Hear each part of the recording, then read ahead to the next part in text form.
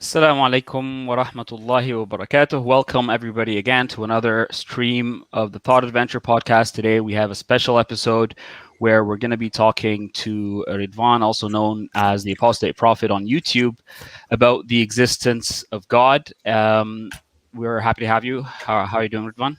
Good. Thank you so much. I really appreciate that you guys invited me here. Yeah, I appreciate it. Thanks. So, and the panelists, of course, the usuals. There's Jake, there's Sharif. How are you guys doing? Yeah, thank you. Good, alhamdulillah. Yeah. So I want to say a few things about the topic, but before that, I want to say a couple of things about the mess that's going on in the live chat. We've got a lot of mods in, and we've got Muslim mods, we've got Christian mods, we've got atheist mods, all kinds of mods. So whatever your faith is, whatever you believe, keep it respectful to everybody else, or you probably will be muted. Okay, so we just want to keep this discussion a respectful, open discussion about the topic at hand. So about the topic, we're discussing the existence of God. Is it justified to believe in one God? And some might see or some might allude to the idea that this is not a topic about Islam. And we touched about this in our last stream about the oneness of God and arguments for the oneness of God. And I just want to make it very clear that that doesn't seem to be a coherent view to me, right? If I'm talking to you about something like the theory of evolution, right, and I want to prove it to you, I want to tell you that it's a well-established theory, and I tell you, hey, let's have a stream and talk about natural selection and how it works, and you tell me, no, I want to talk directly about evolution, then you don't know what the hell you're talking about, right? So discussions about the oneness of God and whatever concept of God you're proposing as it lines up with a specific religion is a discussion about that religion, and it is a significant part of the evidence that a theist would like to use as proof for his religion. So now that we've got that out of the way, I want to give the floor to Jake to maybe say we have Yusuf that just joined as well. Assalamu alaikum, Yusuf. Assalamu alaikum. Wa alaikum salam. So maybe Jake, you can say a few words about the topic and just get us started. Yeah, I mean, so obviously the question of whether or not God exists is, I think, an important philosophical question. And, I think we should kind of just get straight into it because I'm not that familiar with Ridvan's views. So I think by asking questions, we can maybe learn a little bit about what his perspective is and then proceed from there. I know that he wanted to make some comments as well, but I'm going to ask my question and then he could address the live chat if he wants to. But so my first question, and this is how I see things as foundational and sort of a fundamental question. I'm wondering from you if you think that a necessary being is possible. Okay. I want to address that quickly. I just want to say those few words, if that is okay with you. I want to say I am very thankful, very grateful that you guys invited me here. It was actually a big surprise to me. I appreciate it very much. Happy to join. I'm happy to have a peaceful, respectful conversation. I want to say quickly, I don't care at all about power struggles, exerting my power over you or you over me, humiliating you, you humiliating me, and all that. And I know that there are lots of people in the live chat on your side or on my side who expect that I will humiliate you or you will humiliate me and all that. I really don't care about any of that stuff. Name calling and all that, it doesn't contribute in any way at all. I'm sick of the hate. I've come today here to really have a reasonable exchange, to listen to you guys. I would like you to listen to me. Honestly, I have mentioned it before we went live. I have actually went through, I've gone through 2 streams on this channel. I've watched them through just to get an idea of who you guys are, what you're doing, and all that. So I am here for a good purpose. So I would also invite everyone to just be completely open-minded and calm and respectful. I definitely will do that from my side. If I come to your question, Jake, thank you. Do I believe that a necessary being is possible? I believe that when you mean necessary being, you are kind of appealing to what is known in the ontological argument as the necessary greatest being, or in the Kalam cosmological argument, is that a combination of those, that there must be a being at the very beginning, or that there must be a being that is greater than everything else. If you mean that, I would say it is a question that I cannot really directly answer, because we don't really exactly have a definition of what we mean by a necessary being. We don't know what to expect from this necessary being. We can't really specify and define this necessary being, depending on what definition do we seek this necessary being. Is it greater? What does greater mean? And all that. So I would like you to explain that a little bit more. Yeah, so I'm not talking about in terms of greatness. So obviously when I say being, a being is just something that exists. So it could be anything. It could be a rock. It could be a person. It could be anything. A being is literally anything that exists. But on the necessary part, you mentioned that I guess either you don't have a good handle on that, or you don't think anybody does. I don't know. How do you understand the term necessary in that context when we say a necessary being? How do you understand it?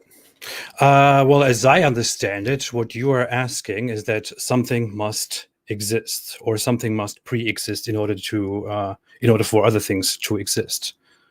Do you want to clarify that or correct me on that?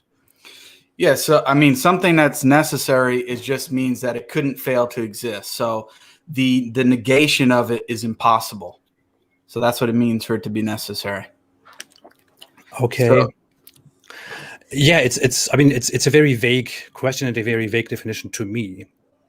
I mean, we for a fact know that we exist. I know that I exist. So we know that the world around us exists. We have speculations about what may exist beyond that. I simply do not understand where we would exactly get with that question. I don't know. Yeah, it's really important, because obviously we view God as a necessary being, but you could have other things that are necessary that are not God. That's also a possibility.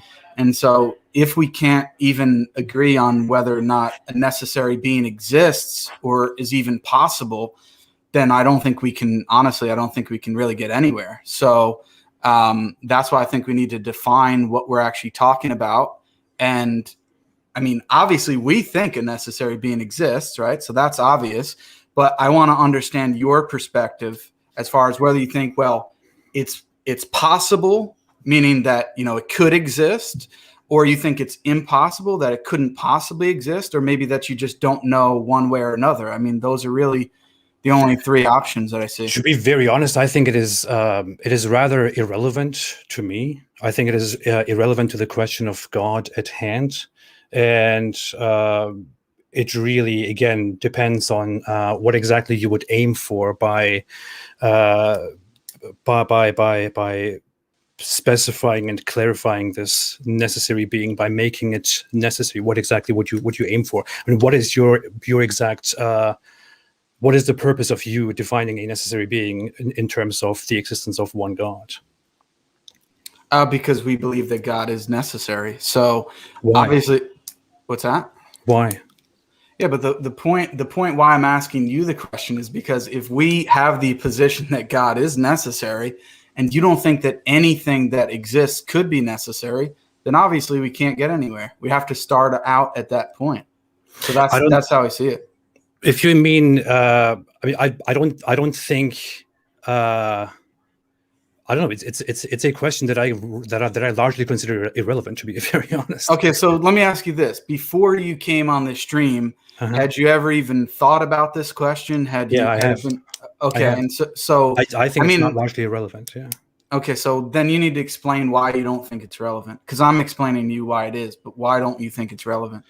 Well, you haven't really explained to me why it is relevant. I did. I said that we believe in God. The discussion is about whether or not God exists. God is a necessary being, so he's in the category of necessary. And if you don't think necessary being is even possible, well, then obviously you don't think God is possible. Okay, but why exactly is God necessary? Why specifically is God necessary? God is necessary because he couldn't fail to exist. According to who? According to what? What that is your definition of God and your specific expectation of God. Yeah, but that's the point. We haven't gone into the argument as to why we think that God is the necessary being. Before we even get there, I have to have your understanding of whether or not you think such a thing is even possible. Well, maybe we should first define that in order to then understand and to then conclude whether such a thing is possible. Yeah, I mean, I'm saying, at this point, I just do not think that is a proper place to start at. I simply do not. I mean, what we have is we have a space that we see existing before us, and all the things that we see exist in this within this space. It is largely irrelevant to me to speculate endlessly on whether all of these things must or must not exist, or whether without all of this there must be something fundamental that must necessarily exist. It is simply not really relevant to me as I see it now. If you can change my mind on this, I'm happy to discuss that. Yeah, I'm trying to. Well, you asked me to define it. Well, first I asked you what your understanding was, then I gave my definition of a necessary being. A necessary being is just something that exists, that couldn't fail to exist. It couldn't be another way. It exists in all possible worlds. This is what a necessary being is in philosophical terms. So, I mean, I don't know how to get any clearer on the definition. I would very honestly argue that I think that the question is quite irrelevant. I think it relies very much on sophistry, on assumptions, and it doesn't, in my opinion, add anything to the question of whether God exists or not. So you think to ask you whether or not you think a necessary being is possible is totally irrelevant in sophistry? I don't understand how you come to that conclusion. I think it is quite irrelevant, to be very honest. Yeah. It's fundamental to the entire discussion. I mean, it's not only that theists have these discussions, atheist philosophers have these discussions about whether or not a necessary being is possible. If it is, what the nature of the necessary being would be. These are. It's not like I'm just pulling this out of my hat. I mean, I understand, but the thing is, it is a question that doesn't lead us anywhere at all. It completely relies on. I think it will lead us somewhere. I do. I think it will lead us somewhere. Let's skip it and see it. I do not think that it leads us anywhere. I think that I think we can speculate endlessly about whether it must or must not exist, what it is and what it is not, and all that. But it doesn't lead us anywhere in terms of the belief in. When we look at the title of this stream, for example, the belief in one God, I don't think it leads us anywhere close to that, not even remotely. Yeah, and I think it does, but maybe because you don't see what's going to maybe come down the pipeline, you don't understand it. But you still could answer the question because you understand what the question is. Is a necessary being possible? You understand what the term necessary being is. You understand what the term possible is. You understand that there's three answers. It's yes, no, or I don't know. And I just don't see. You could simply say I don't know, and that would be fine. I don't know. Let's skip it with that. I don't know. Okay, so that's fine that you don't know. And now I'll explain to you my position of why, maybe in some more detail, as to why I think it is relevant, and whether or not you think it's possible or not. So when we talk about when I'm asking the question whether or not it's possible, something that is impossible is just logically contradictory. So if I say, well, I've got a square circle in my pocket, you're not even going to be waiting to look to see what it is because that's just ridiculous. Or if I say, oh, look, hey, there's a married bachelor over there. Do you see that guy? People are going to look at me crazy. So these things are contradiction in terms. Now, is a necessary being in that same light that it's literally contradictory? Or is it possible, meaning that it is logically possible? There's nothing utterly contradictory about it. That's what the whole question is. Now, if you're saying that you don't know, I just find that a little bit interesting because I think you should be able to tell whether or not it's actually a contradiction in terms. I think it very much depends on how you actually define that necessary being. When we talk about God specifically, we are talking about something. Yeah, okay, yes, maybe it is possible. Maybe it is possible for that being to exist, a necessary being to exist. You define that necessary based on certain assumptions, based on certain thoughts and supposed evidences that you make along the way, and then decide that this being is necessary and that it is therefore that it must therefore or can therefore exist. But we are making a lot of assumptions until we get to the conclusion that God is a necessary being. I'm not even talking about God. That. I mean, I know. The thing is, in the back of my head, I know that we're talking about God when we talk about a necessary being. Yeah, but I'm not talking about God. A necessary being could be anything. It must be defined first before we can say whether it does or does not exist, or whether we can or cannot know that. Yeah, but Ridvan, I'm not excluding this to God alone. I'm saying I can give you examples of other things that maybe even an atheist would consider necessary. Something like matter and energy, or maybe the initial state of the universe. You could say that that's necessary. I'm perfectly fine with that. So I'm not restricting it to whether or not God exists. Like, okay, there's this category that's necessary being that God could be a part of, but there could be other things that it's not God, and that these other things are the actual necessary being, something like matter and energy, or the initial state of the universe.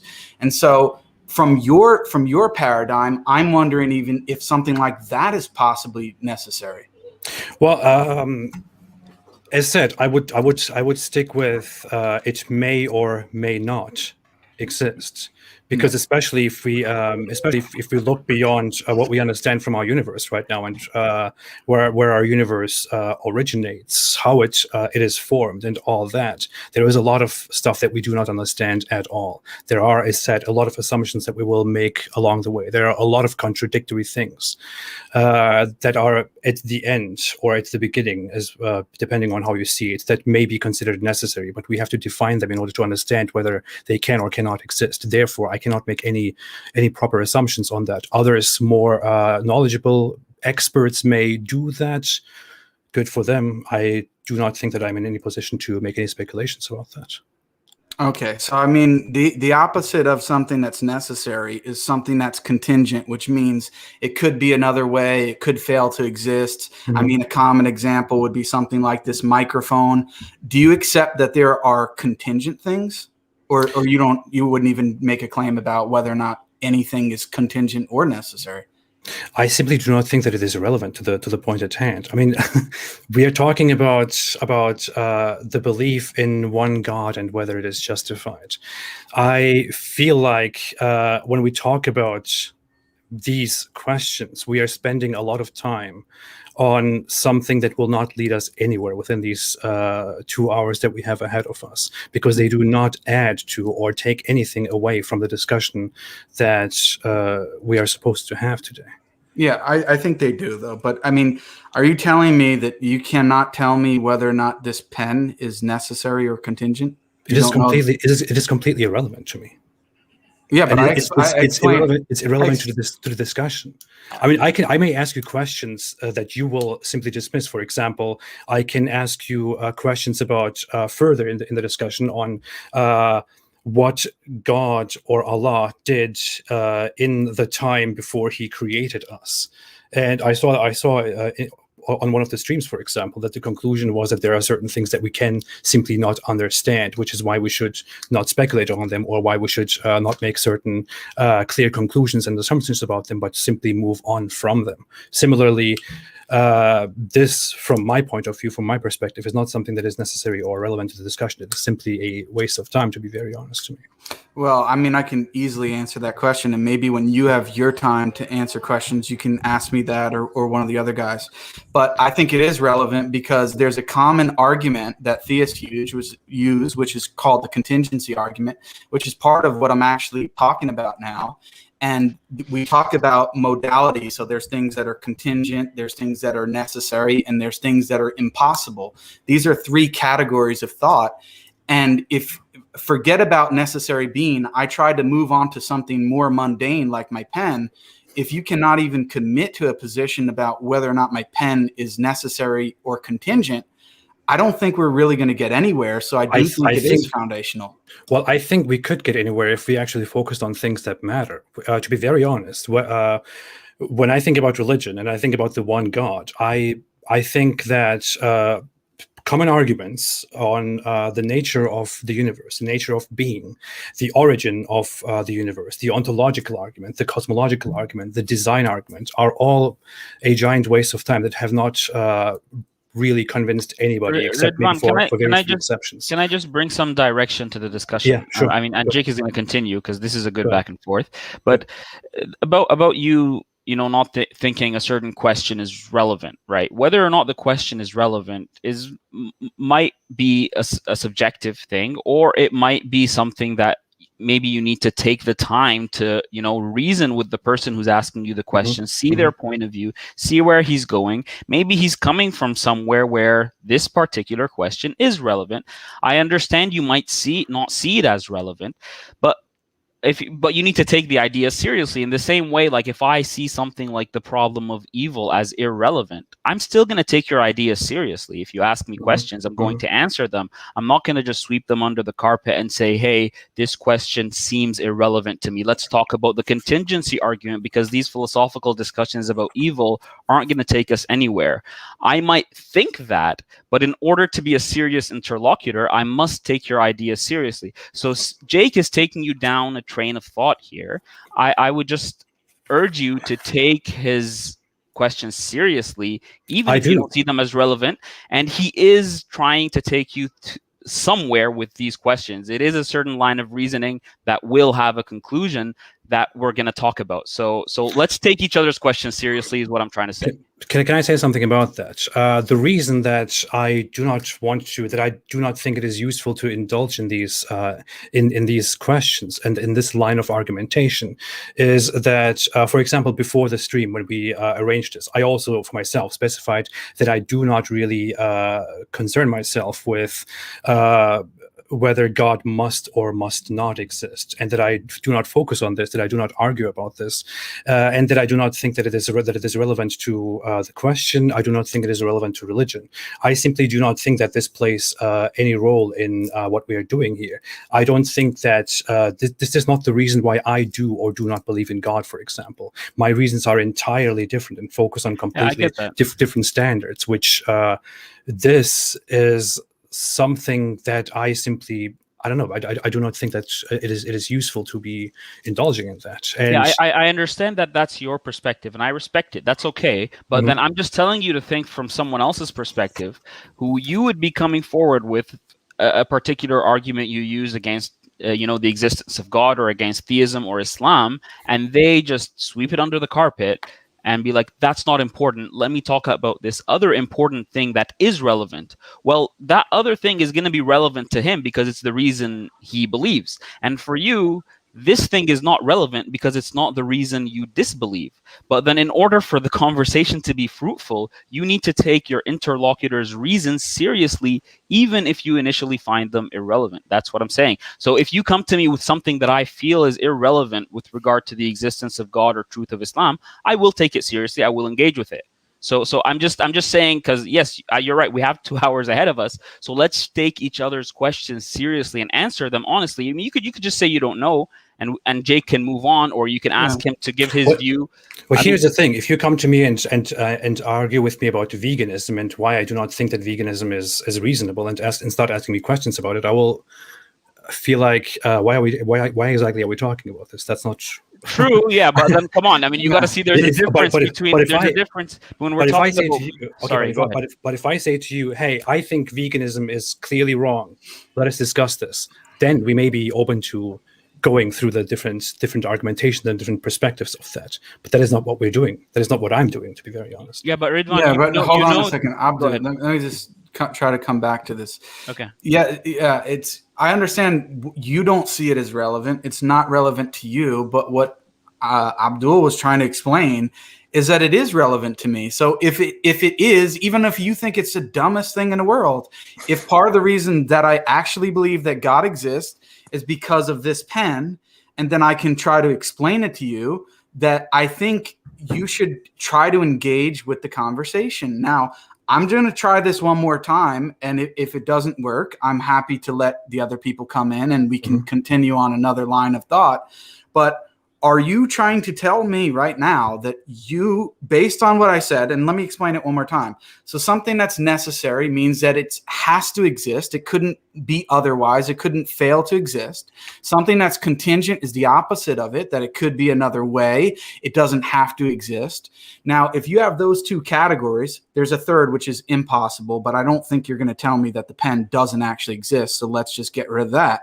If we're dealing with necessary and possible, or I'm sorry, necessary and contingent, which is possible, are you trying to tell me that you cannot tell me whether or not this pen right here is necessary or contingent?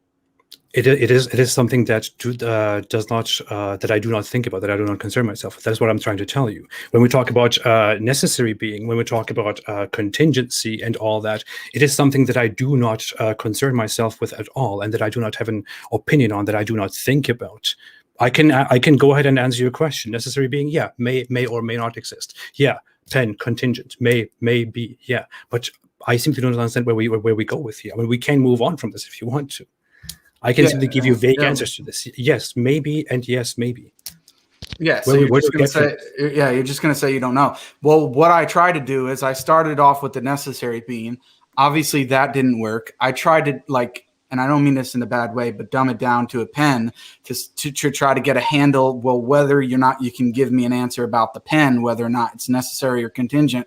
But if you honestly, if you can't do it, even that, then yeah, I can't proceed. And Sharif, if you want to continue with another, are you saying that the existence of God and whether we believe in God or not depends on whether we can or cannot answer these specific questions? Yes. Necessary. That is extremely absurd. It's fundamental to the entire thing. Now, I can actually explain, if you want to give me 5 minutes to explain what my actual argument is. I can, but honestly, I don't even think it's worth it, because if I do, I mean, you still can't tell me about the pen. So, I mean, go ahead, please. So the point is this. It's simple as this. Okay, I asked you if a necessary being is possible. Okay, if you commit to the idea that a necessary being is possible, well, what a necessary being means is that it exists in all possible worlds. Okay, so if a necessary being is possible, meaning that it exists in some possible world, then by definition, it also exists in all possible worlds, which means that a necessary being exists. This does not mean that the necessary being is God. It could be this pen, which is absurd. I don't think the necessary being is the pen, but it could be, and it could be matter, energy, or some configuration of it, or maybe the first state of the universe, if you think there's one, any of those things. The point is that based on modal logic, S5 logic, and I don't need to go into much detail about this, philosophers pretty much agree on this, is that once you say that a necessary being is possible, that it then entails that the necessary being actually exists. Now, whether or not that's God or something else, that's the further question down the line.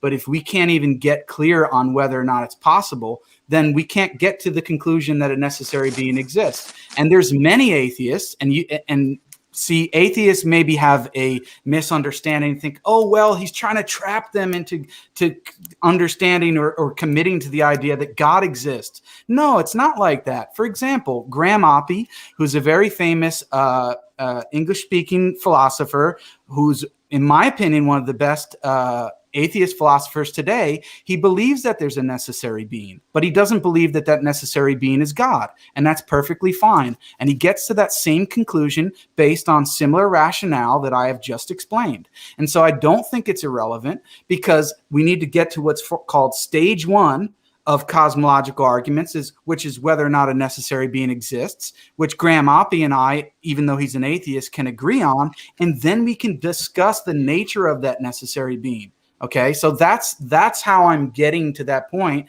and why it's relevant. Okay, maybe I was a little bit, I wasn't really open to the discussion because I generally consider it nonsensical. Maybe I was a little bit condescending. Maybe, I don't know, maybe that is a fault on my side. Might be true. I'm sorry about that. My point is, as said from the very beginning, we can agree that a necessary being exists, that it may or may not exist. We can agree that the pen is not that necessary being. We can agree that that is contingent. The issue is where we get from this, the end result of this will be that there must be a being, or that there probably is a being. And from then on, we will discuss about the specifications and the definitions, the conditions of that being, which completely render this discussion irrelevant. I do not really make a statement or express a view. You have not heard my view on what I think is out there, on where I think the universe originates, on what I think caused the universe to exist, what is outside of this universe. I did not make any statements on that. I leave that up to speculation and do not make any assertions about that at all. I do not say that there is no necessary being, that there is no creator, there is no origin, there is no originator. I do not make any of these statements because, to me, they are largely irrelevant to the question of whether one God exists or not. But yes, if you want to go ahead with this, a necessary being may exist, and no, I don't think it's the pen. So where do we go with that? Okay, yeah. So where we go with it is that if a necessary being exists, meaning that it's possible that a necessary being exists, then it necessarily follows that a necessary being does exist, because the definition of a necessary being is that it exists in all possible worlds and couldn't fail to exist. It just follows by necessity. And then we can discuss what the nature of this necessary being is. Is it something natural like matter and energy, or is it maybe something more like God? We can have that discussion. And I don't see how that's irrelevant. It's relevant. Well, yeah, to me, as said, may or may not exist. I appreciate that you tell me that it can and therefore must exist. Thanks for the information. I think we should move on to the nature. Yeah, but do you understand? Do you understand that if a necessary being is possible, that it follows by modal logic that the necessary being necessarily exists? Well, do you understand that?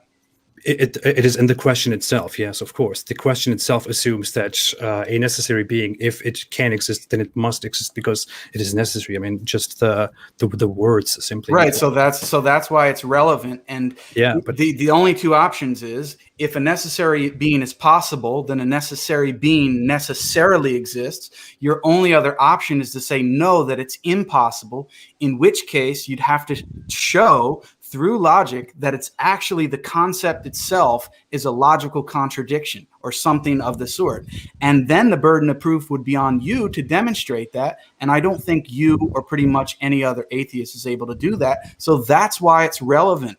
Now, even if you just admit that a necessary being exists, it doesn't matter, because it doesn't mean that you've apostatized from atheism. You can still be an atheist and believe that something necessary exists, just as Graham Oppie does. I simply think that the question itself is simply a setup. I mean, as far back as this whole argument goes, from the simplest forms, from Anselm's ontological argument, which from today's eyes could look pretty ridiculous.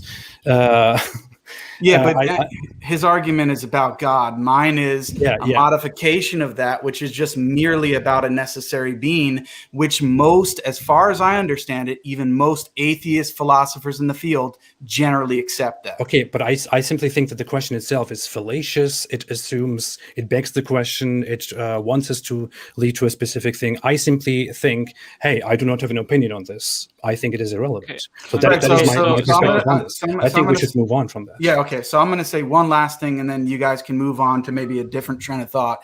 But my whole thing is the fact of you, this is my personal opinion, the fact of you saying that it is irrelevant, you think it's begging the question, all this different terminology that you're using, I'm sorry to say, but I think it shows that you don't really understand the topic that well for you to make that claim that it's totally irrelevant to the discourse. I do not make a claim here. But if you want to stick with that, I would like to also dig your opinion on the problem of hell, for example, afterwards, and then I would like to see what your response to that will be. Yeah, fine. Sure, we can get to that. But on that note, Ridvan, the thing is, so again, I'm just going to reiterate a bit of what I said, because maybe we can bring Sharif into the discussion. He can have a back and forth with you.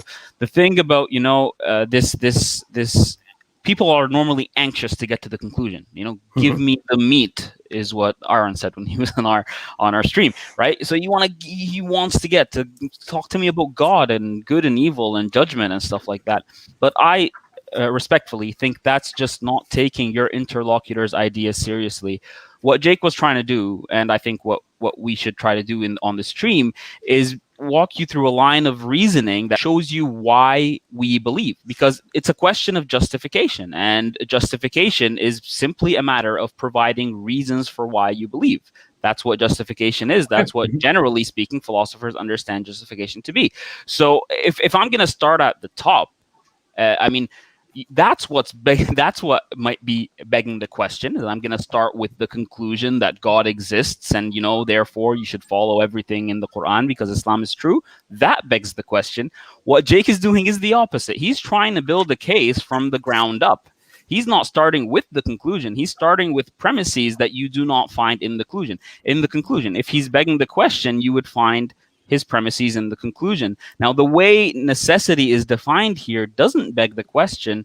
Modal logic has developed a lot since Anselm. We've moved way beyond Anselm, and even Plantinga's modal, ontological argument isn't the last thing that we've progressed on. There's been work beyond that. So the way necessity and contingency is defined here isn't something that's exclusive to atheists that they use to try to, define God into existence. It's something that philosophers in general, theists and atheists alike, utilize in many different areas. So what Jake is asking you here is well known in philosophy, and it's not exclusive to religion.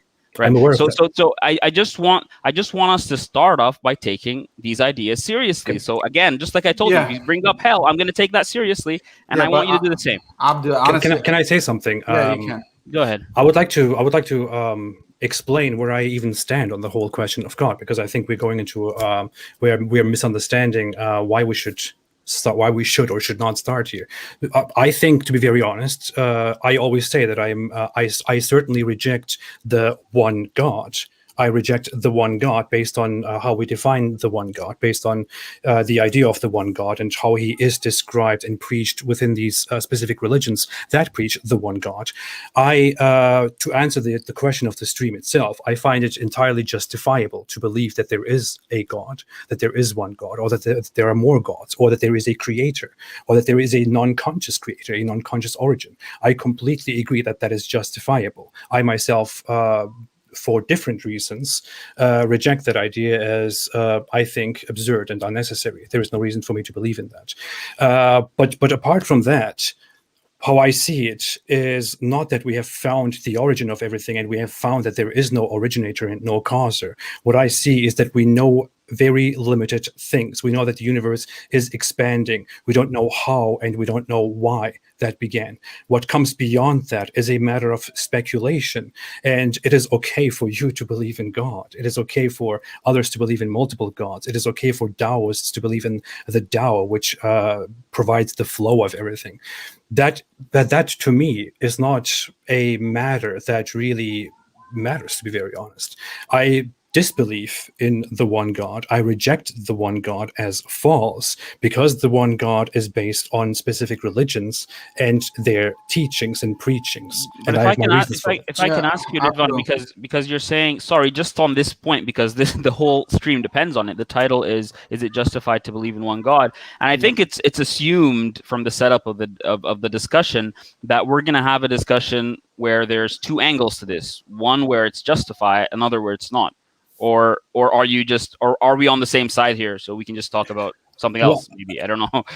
Well, the thing is, this is the issue. That's why I'm saying maybe it should have been clarified in a better way. When we were setting up the stream, the initial invitation to me was that we would like to discuss the question of the existence of God and of Islam, and I said, "Oh yeah, that sounds great to me."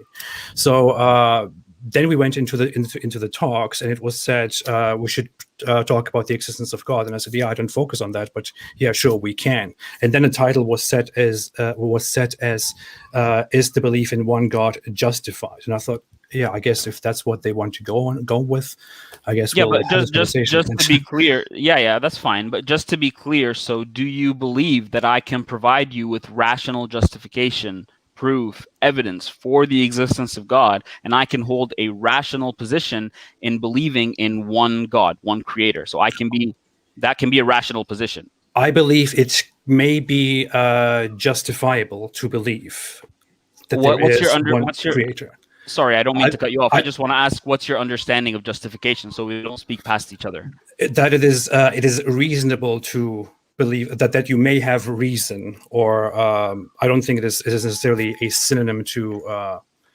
don't think it implies certainty, but yeah. So you have solid reason to believe in what you are believing. Would it be justified reason, Ridvan? Would you consider? Depends. Do you believe it's just? Do you believe? Depends. Let me be very specific with my question. Do you believe it's justified and reasonable, or a justified, reasonable position to believe in one God? Complicated question.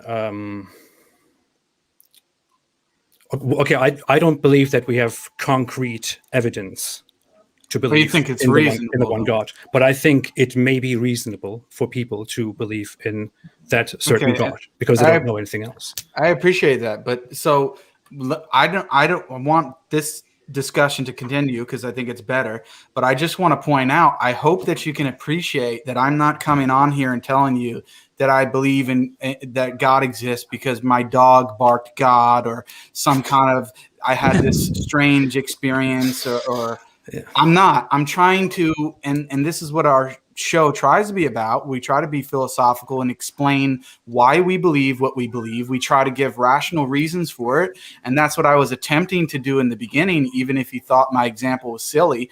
But I hope that you can at least appreciate that. And maybe we can move on. I appreciate that. Sharif, to, I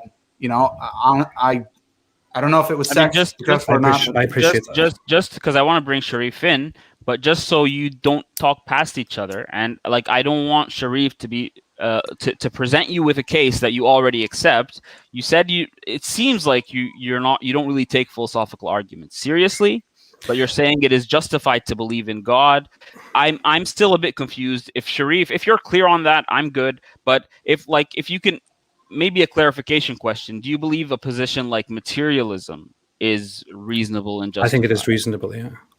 In the same way belief in one God is reasonable and justified? May even be more justified and reasonable, yeah. Yeah, Abdul, they can be both. They can be both reasonable. You can say that. He can hold that position. And if he wants, that's his position. That's fine. Exactly. But honestly, that's fine for us because now we're getting somewhere. At least you're admitting or telling us that it could be the case. It's reasonable to believe it. That's fine. I mean, so what I always say is I have no issue at all with the belief in God.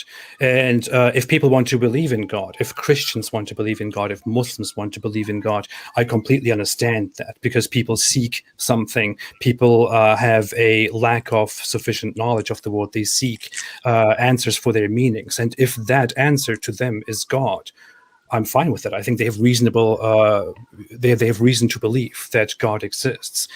When it comes to inviting me to believe in God, for example, I give responses to that and explain why I don't believe in God. And the reasons why I don't believe in God do not include things such as that there can be no originator or no necessary being. Yeah. So you believe it's reasonable? Okay, go ahead, Sharif. Yeah. Yeah. I was going to say. So, what is your position, Ridvan? Do you believe in God now? Are we convinced you here in this stream? No, absolutely not. Okay, so I believe that you may believe. Maybe. Yeah. So Why don't you believe in God? Why don't you believe in God? Why don't Well, you I believe in believe. this necessary being that has a will? Okay, I do not believe in God because when I look at everything that we know so far in our existence, this is a question that requires a very long answer. I'm aware of that. You are aware of that, but I'll try to break it down to just a very few simple points.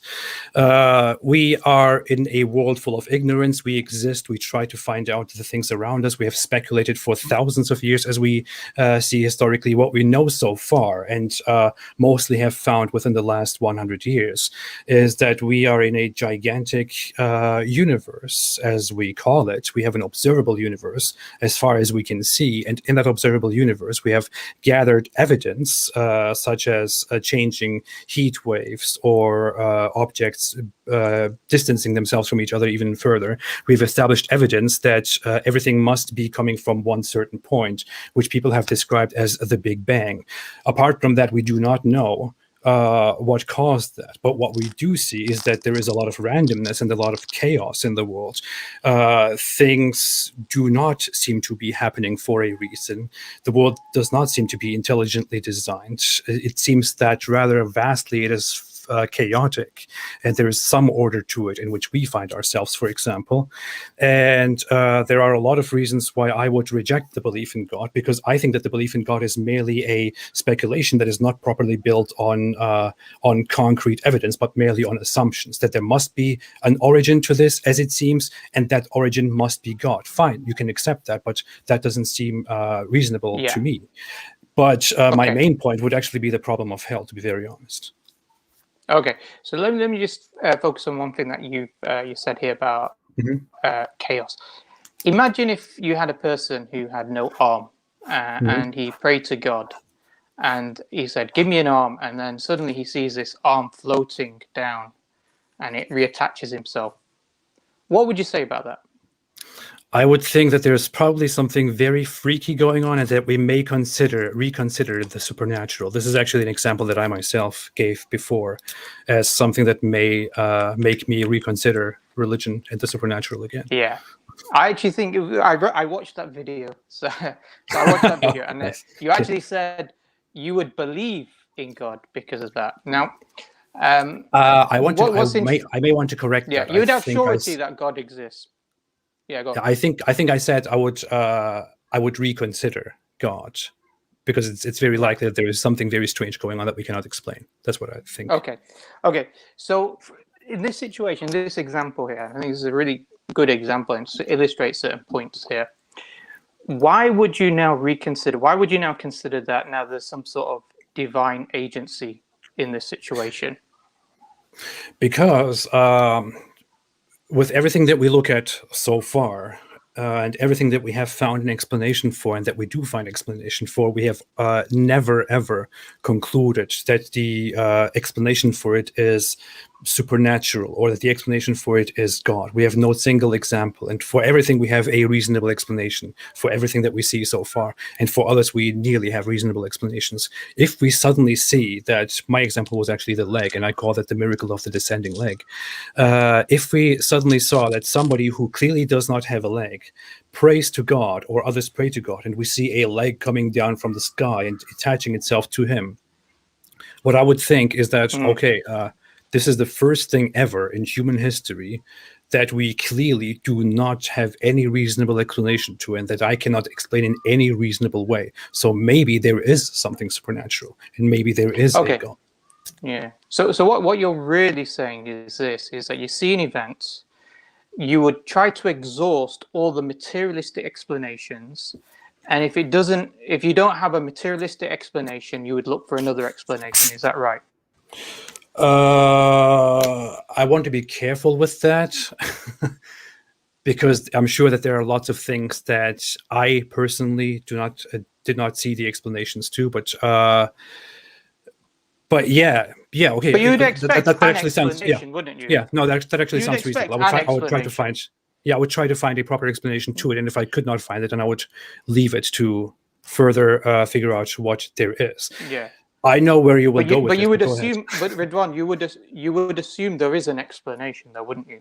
You wouldn't think that this is just magic, something happening without. Yeah. Yeah.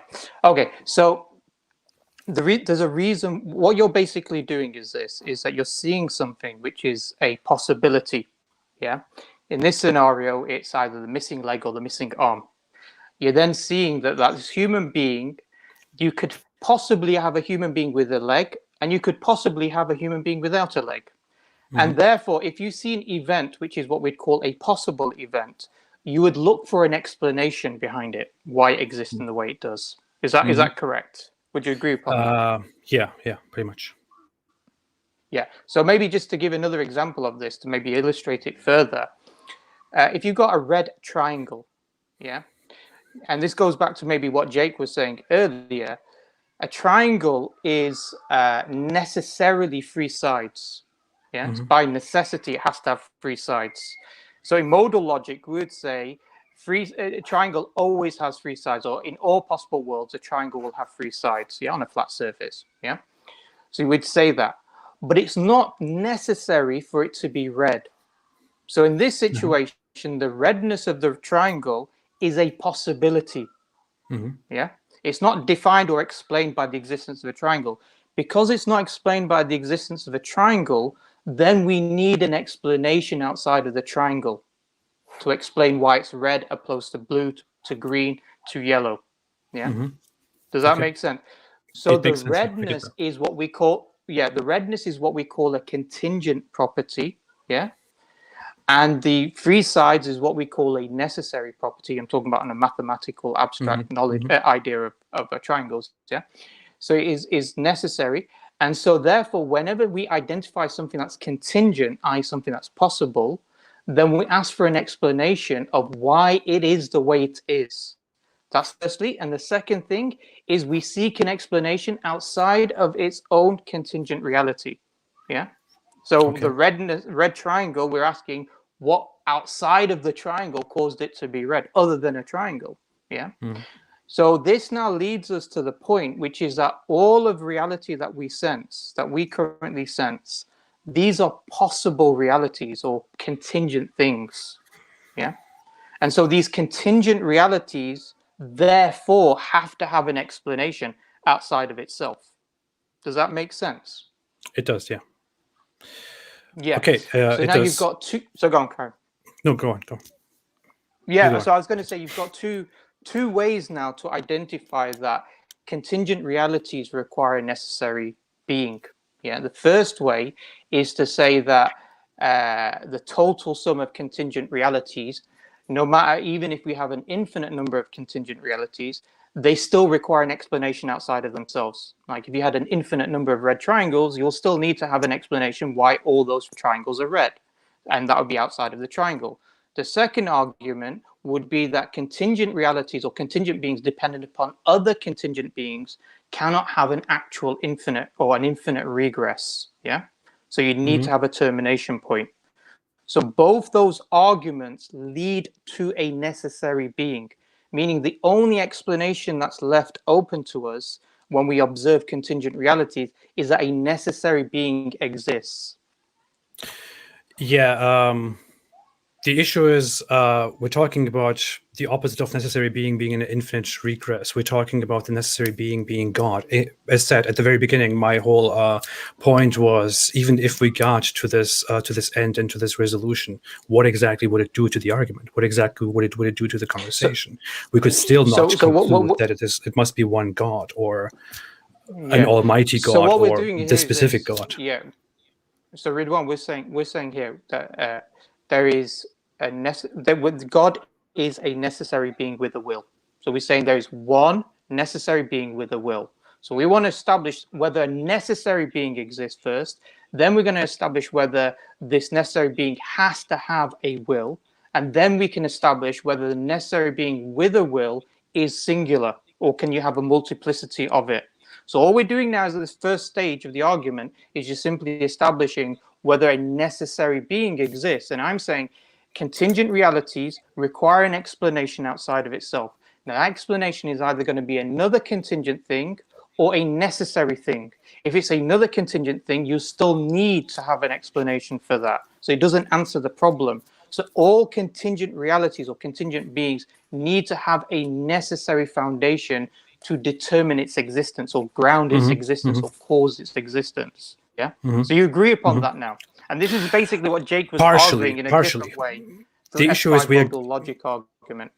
The issue is we're going into a world of thoughts and discussions that are completely clouded and dark, that don't actually lead us anywhere. What we have is our little knowledge that we have, you and I, each one of us here. We know about maybe less than 0.1% of what is in the universe. We understand even less than that. We can speculate endlessly about how far back everything goes, how far back from the beginning of this universe everything goes. If this universe even does have a beginning, we don't even know that question, the answer to that question. People often assume that we know the answer. We don't. We don't have an answer to the question whether this universe has or does not have a beginning. Then we can go on into how long this goes back and what exactly is outside of this. We can make endless speculations about this. We will not get anywhere with that. I simply cannot see how this can possibly answer the question of one God. So Ridwan, the issue is that we've got basically two possibilities. We got a proposition could be one of three things. It could either be impossible, which Jake has mentioned before. It could be possible, which is a contingent being, or it could be necessary. Yeah. So basically, we've got one of these three things. So even if I've only sensed 0.0001% of the universe, then for me to turn around and say, well, there must be something outside the universe that might be something else. Well, it's going to be in one of those three categories. It's either going to be impossible, which obviously means it doesn't exist. It's either contingent, or it's going to be necessary, meaning it cannot not exist. Yeah. So it cannot not exist. It must always exist. Yeah. So it's going to be one of these three categories.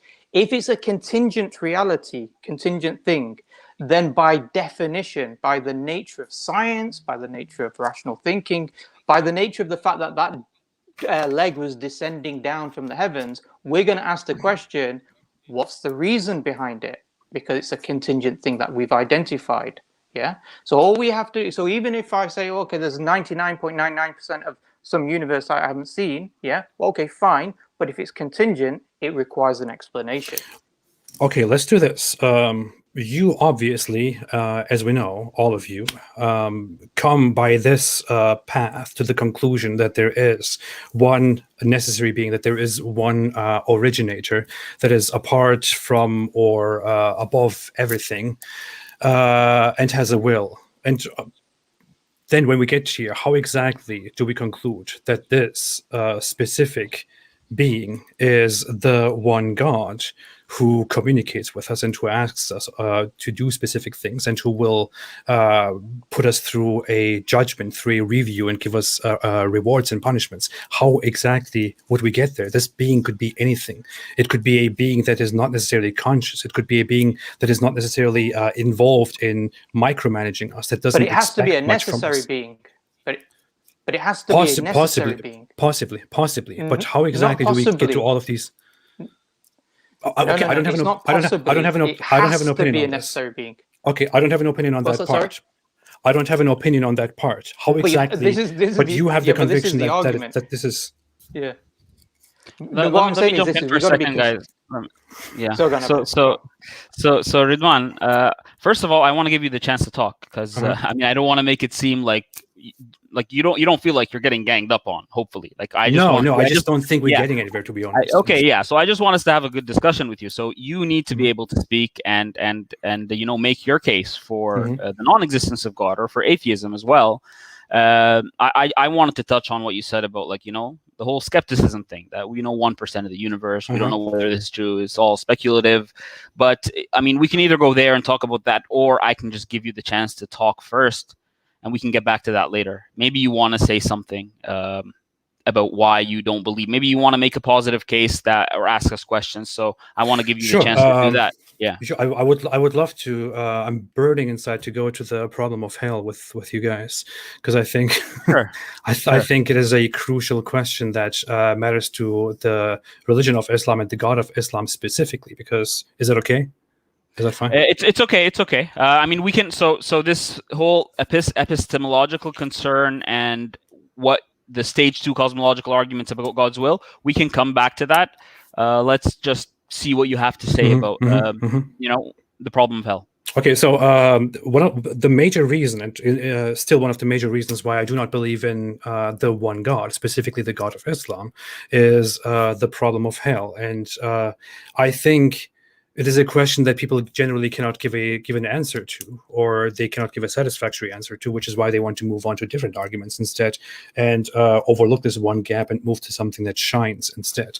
I simply think that the idea of hell, the idea of creation, free will, afterlife, and hell is completely incoherent and inconsistent with our understanding of morality, and even with Islam's own understanding of morality, for example, or with God's understanding of morality, if you want to have it so.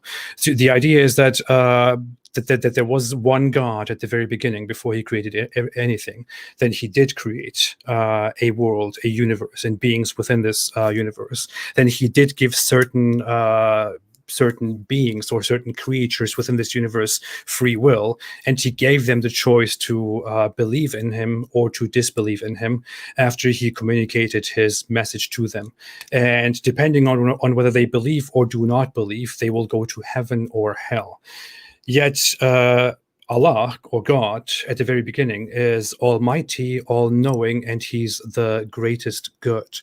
And yet at the very beginning, knowing exactly what we will do with our free will, knowing exactly how we will be, knowing exactly where we will end after he creates us, he still created millions, billions of humans that are bound to go to hell. The whole implication, the whole idea that free will exists, that he creates free beings, that he judges them and sends some to hell, necessarily concludes that numerous humans will necessarily go to hell.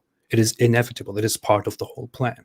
And this, I think, is incoherent. It insults the intelligence of this specific God that we are supposed to believe in.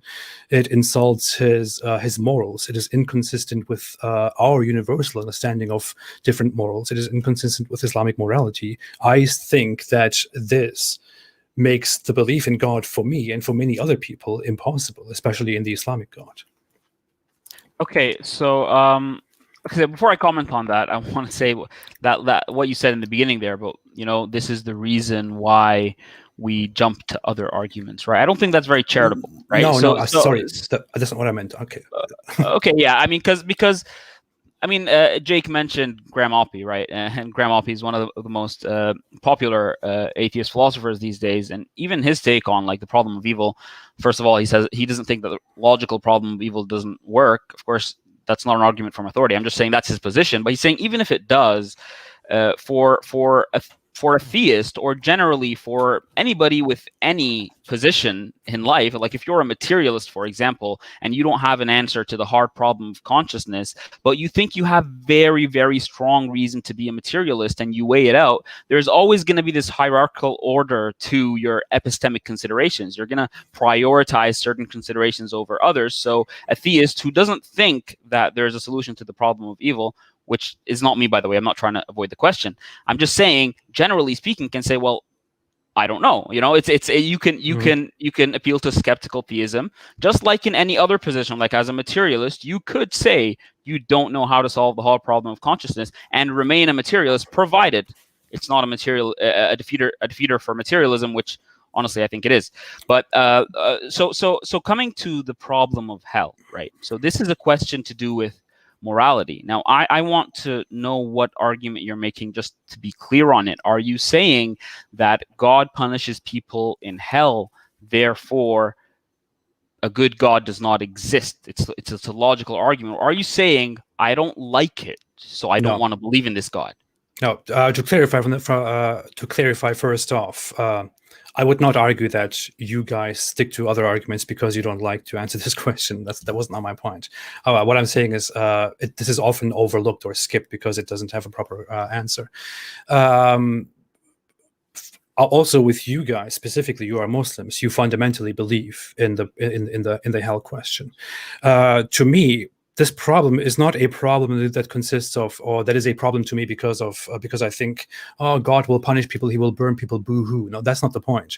The point is that the idea itself is incoherent and inconsistent with the morals that this God himself preaches. It doesn't make sense. It implies that numerous billions of people will senselessly burn in hell for eternity simply because they were created and simply because they did not believe. Yeah, so you're saying that's bad, that's evil, right? No, I'm saying it's inconsistent and incoherent. I do definitely also say that it is inhuman to maybe all of us, but yeah, it is. I think it is vastly incoherent. So you mean there's an internal incoherence within Islam because, or whatever theistic position you're addressing, because the God preaches something and then contradicts it? Very much, yeah. So can you lay that out for me? What sure, is it like? Premise, conclusion. God says this, and then he says that. Therefore, there's a contradiction. It's not true, or however you want to put it. Sure, I actually made a presentation about that before. You don't have to do it that formally. You can just explain to me. I just wanted to show something. I just wanted to scribble something. But so God, the teaching is that God creates us in the very beginning. He creates us to worship him. He is almighty, all-knowing, and he is good. He's the most forgiving. For example, he has these qualities, the greatest, the most forgiving, and all that.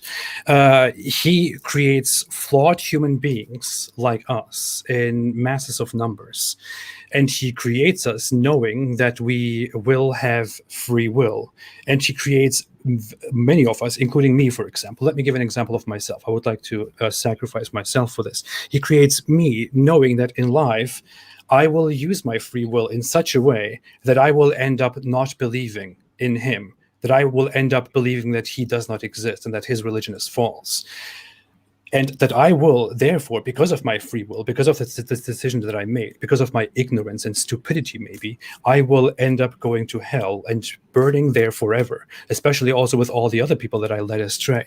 But despite that, knowing from the very beginning that I will, if he gives me free will, that I will misuse my free will, that I will end up in ignorance and stupidity and rebellion, and that I will go to hell eternally. He created me nevertheless. He created me as this flawed being who is incapable to grasp this truth. And he punishes me for what he himself created while calling himself the most forgiving and the most good.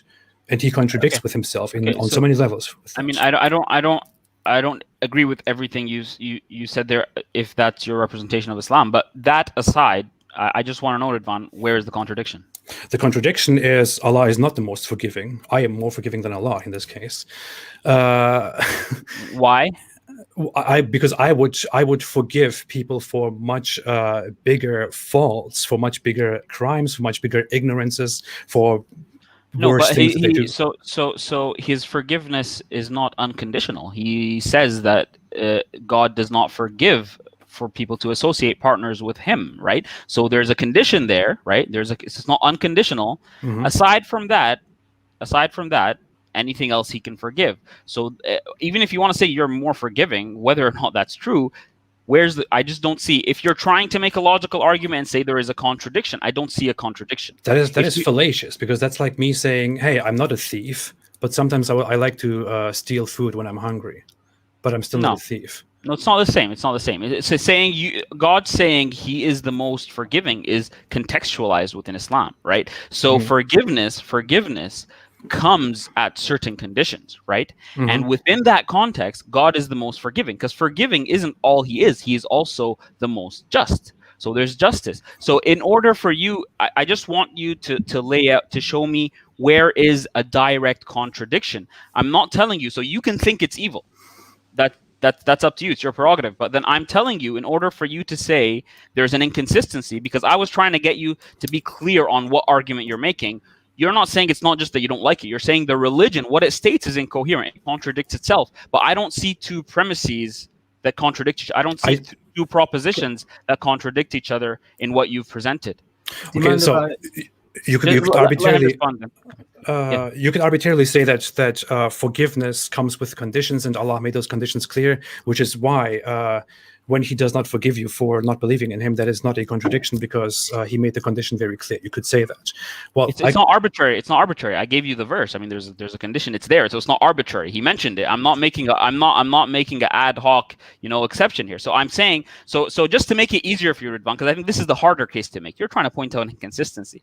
Just to get to the crux of it, if you're saying there's an actual inconsistency, you need to present two propositions that are accepted within the Muslim position and represent them properly. Even if you don't represent them properly, at least I want two contradictory propositions that he says this and he contradicts himself here. If that's not there, then I think you're trying to make a different argument. Maybe you're trying to make an evidential argument from evil and you're not necessarily tying it into Islam. But this, to point out an inconsistency, I haven't necessarily seen that yet. Well, go ahead, Yusuf. Sorry. Yeah. Sorry. And apologies as well. My daughter's got a really bad cough, so I've had to keep running away and checking on her. But it's okay, man. All the best. So, with regards to this concept of being the most forgiving, so the idea that you can give a particular example where you think you would forgive where Allah doesn't make you more forgiving, because we can think of this in terms of quantity.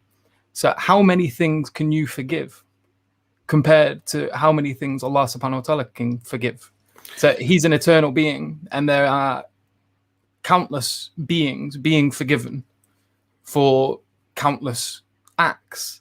Now, if He can forgive them for that, He is objectively more forgiving than you. So He is the most forgiving by the necessity of His nature, Him being an eternal being, Him being the one that judges the entirety of humanity.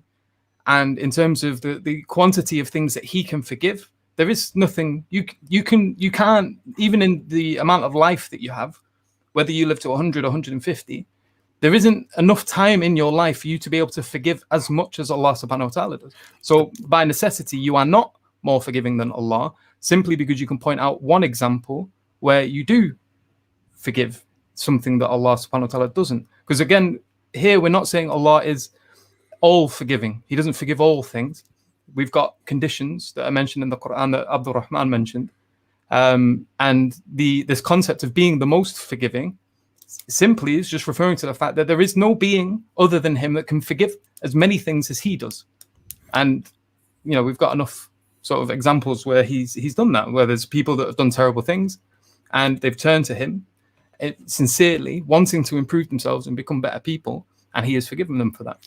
And this happens, so I just give you an opportunity. Did I understand that correctly? Are you saying that the fact that Allah is eternal and there are endless things that He can forgive and endless occasions on which He can forgive, the highest quantity, not necessarily implies, endless. So the high quantity of forgiveness that Allah can give means that He is necessarily more forgiving than me, because I cannot forgive as many things that Allah can forgive? Yeah. That's what most forgiving is. Being the most forgiving means that you forgive. Ridvan. So what Yusuf is saying here, I mean, just even if you can disagree with that, and I'm trying to help you really. So you can disagree with that, but then you have to accept that if that is the understanding of most forgiving as presented in Islam, which is a possible explanation, then there's no direct inconsistency. So I want you to tell me, are you really making an argument that it's inconsistent? So for example, if God said He is not the most forgiving.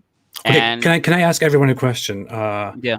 How do you guys define most forgiving? How do you define most forgiving? Yusuf just gave a perfectly reasonable answer. Is most forgiving does most forgiving to you just mean somebody who forgives in the most cases, or who has the highest quantity of forgiveness?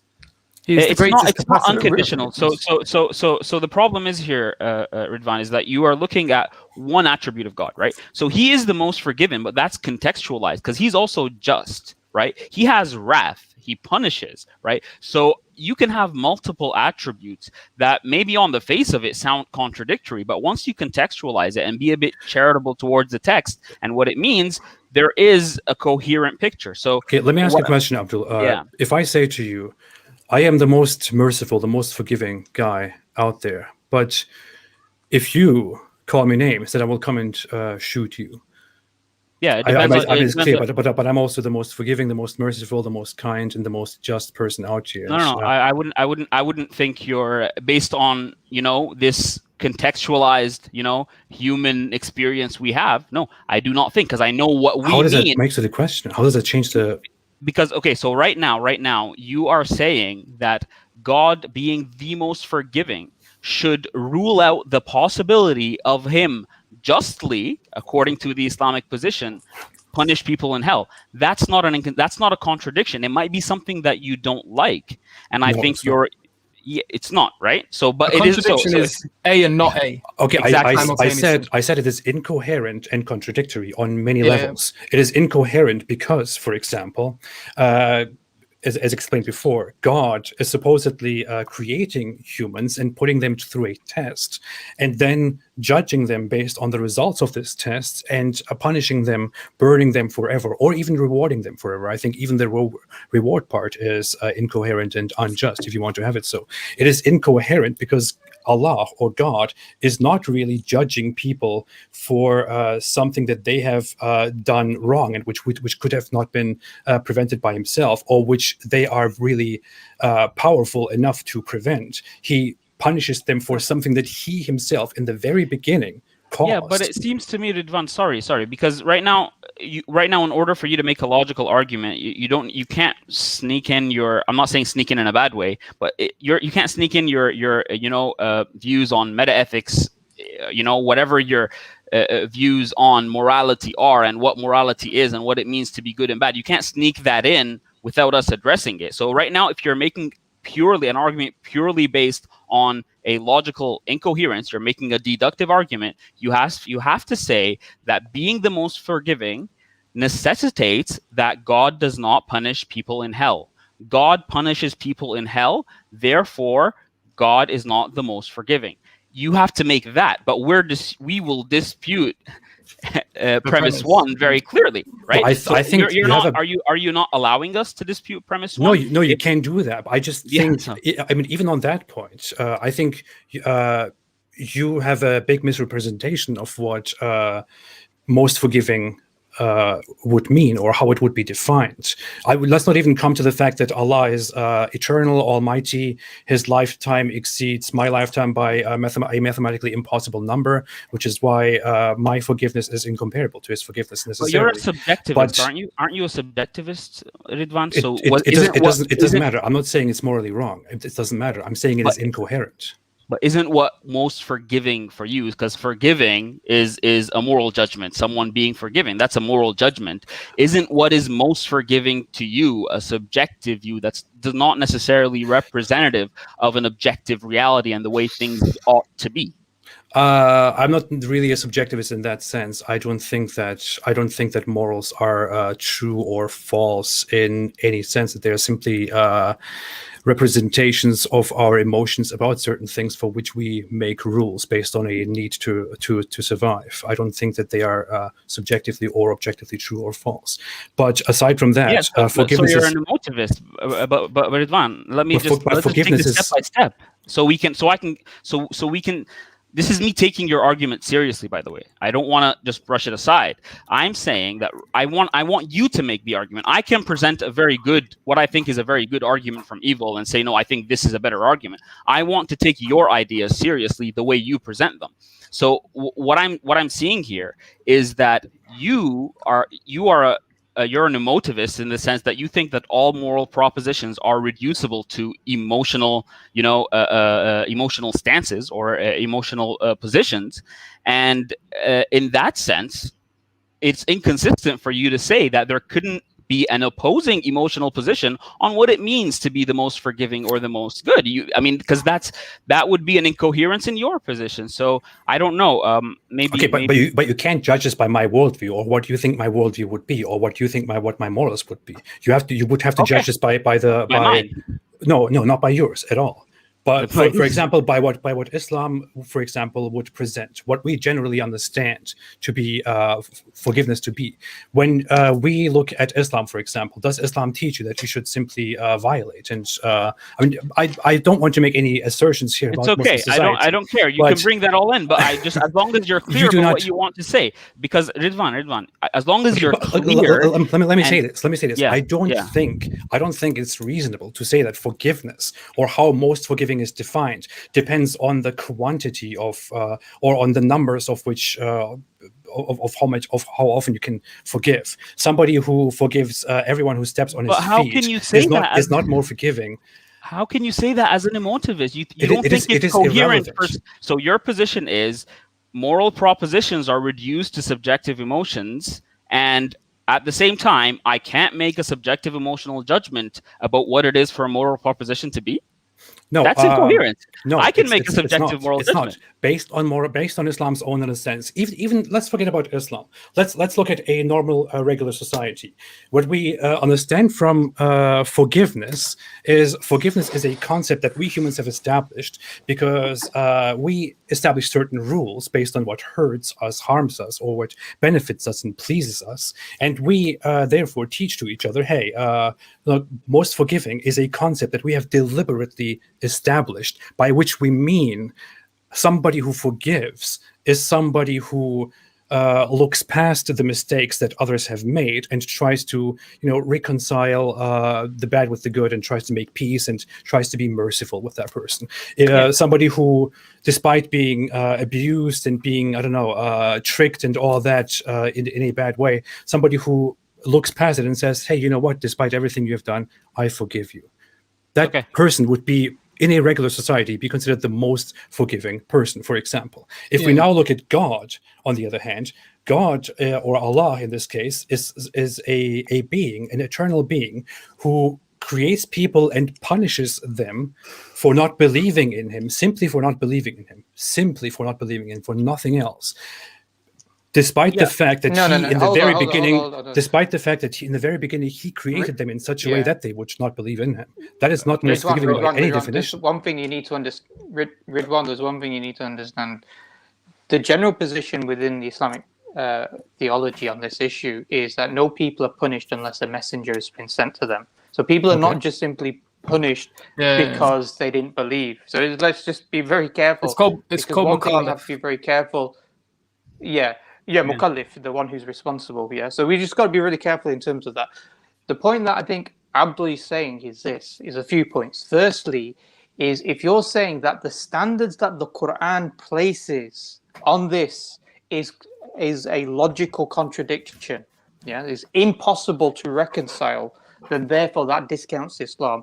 That means that you have a burden of proof to demonstrate that the only possible way to read a particular verse that talks about forgiveness or whatever it is that you're trying to point out is one particular way which contradicts another particular way. For example, if Jake here, he engages a lot with Christians, and he talks about Trinitarianism and the logical problem of the Trinity, and he will go to the very works of Trinitarians, the very scholars of the work, to demonstrate whether there is a logical coherence within their doctrine, while at the same time trying to uphold the idea of monotheism. So you've got to do the same thing if you're trying to justify that. If you can't justify it and it just simply saying, well, I just don't like it, it's just not, I never said me, that. I never said that. Then, or I have my own definition of what I think mercy is and forgiveness is. Let me ask you a question. You didn't say that. To be clear, you didn't say that. He's just basically giving you that's a caricature of emotism, basically. But go on. I want to say, let's not make a mistake in defining who goes to hell in Islam according to the Islamic belief. Somebody who knows about the faith and who rejects it and doesn't believe in it goes to hell according to the Islamic belief. So by the opinion of, I think, everybody who sits here and the Muslim population in general and Islamic scholars in general will definitely go to hell by the scriptural evidence. If you die in the state you're in. So we can't say that. There's a lot of examples where people were the biggest enemies of Islam, and they took shahada later on, and you wouldn't even have expected it. So we can't even say that about you now. We can say that under certain conditions, if you were to die in that state, then you would be guaranteed hellfire. But Granted, Allah, yes. So he says, and this is, and to be honest, it's not even. Yeah, it's not even our place to make that judgment anyway, Ridwan. Of course you may not know. Of course it is. You have to go through. Guys, let's let Ridwan. No, just really quickly, just want to finish this particular point. As you may or may not know, the judgment of who goes to hell is with God alone. Yeah, we might turn around and say this person's a disbeliever, this person's a Muslim from a dunya perspective, but actually the key judgment is for God alone. I think my problem with this argument, Ridwan, is that it seems really. It doesn't seem very convincing. Can I get back to it? Yeah. Can I get back to it, please? I'm completely aware that the Islamic position is that somebody who that the judgment is up to Allah, which is why you can't make judgments. I learned the same thing when I was a Muslim. I want to ask a series of questions. Who is up for that? Abdul, do you want to go? Or yeah, but, I would like to ask brief questions. Just for us to be clear, just like we wrapped up the first part of the discussion, let's wrap this one up because I don't want to. The main point, right? I want to just go with very quick answers, very quick questions. Is it related to this same argument? This argument. Okay, go ahead. Yeah. So you believe, or the idea is that Allah is all-knowing, almighty, and the most merciful and the greatest good, right? Yes. Yes. And you believe that Allah created all of us? Yes. You believe that Allah gave us free will? Yes. And you believe that Allah gave us the mission? You believe that Allah knew exactly what we would do with our free will, right? Knew. Did you say knew? That he knew exactly what we would do with our free will. Yes. And despite that, he created us at the very beginning, right? Yes. And even before he created us, he knew exactly, if he created us, what we would do with our free will. Freely, yes. Yeah. Yes. Then he set up a hell and a heaven, which he built, and gave us the mission to believe in him, to find him. And if we reject his belief, then it is our fault, right? Yes. And that we, disbelievers, will therefore go to hell, right? Yeah. Do you agree that it's free? Because you asked me, because one of the questions you asked me is that God gave us free will. Yes, so are you granting that it's by free choice that you are seeing the truth? Just grant the Islamic perspective. If you're doing an internal critique, by your free choice, you are seeing the truth and arrogantly rejecting it. So basically, you are doing that on your own account.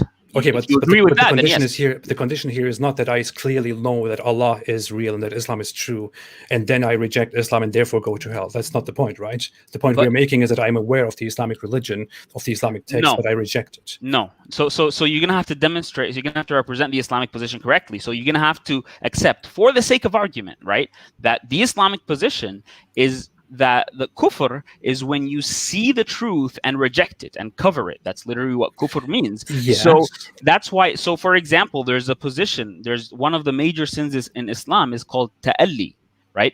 And that's basically to make a judgment on a person, and an ultimate judgment on a person as a human being. So for example, if you die right now, Ridvan, I can't say Ridvan is in hell, right? Because every person is judged based on the numerous uncountable factors that we don't see that's involved in every single person's life, and God says that he brings even an atom's weight into account. We only judge by what we see. So if I refer to somebody as a kafir, that is just a superficial judgment.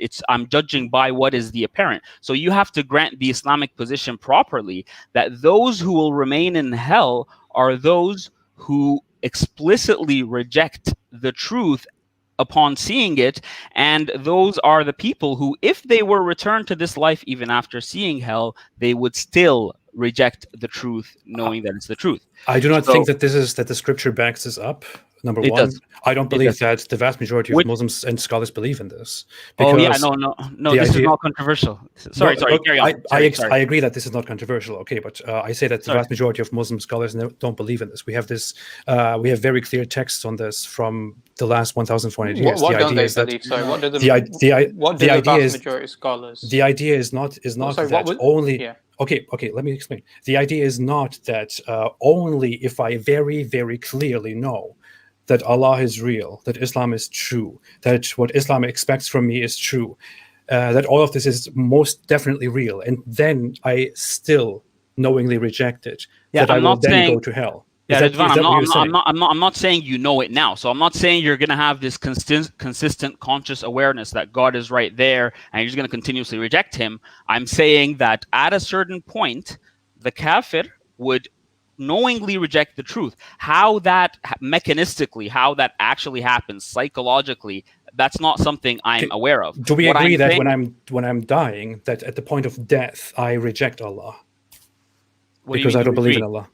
Do you agree that, for the sake of the argument, somebody who goes to hell is somebody, or if I, at the moment of death, reject Allah and do not believe in his existence, do not believe in Islam, I will, by definition, by the Islamic teachings, go to hell? Yeah, but not by my judgment of the apparent that this guy doesn't believe. Yeah, doesn't matter. By God's judgment and knowledge of the ultimate truth that the person who is rejecting is knowingly rejecting the truth out of arrogance. That by that judgment, so I can't say that a random non-believer who died.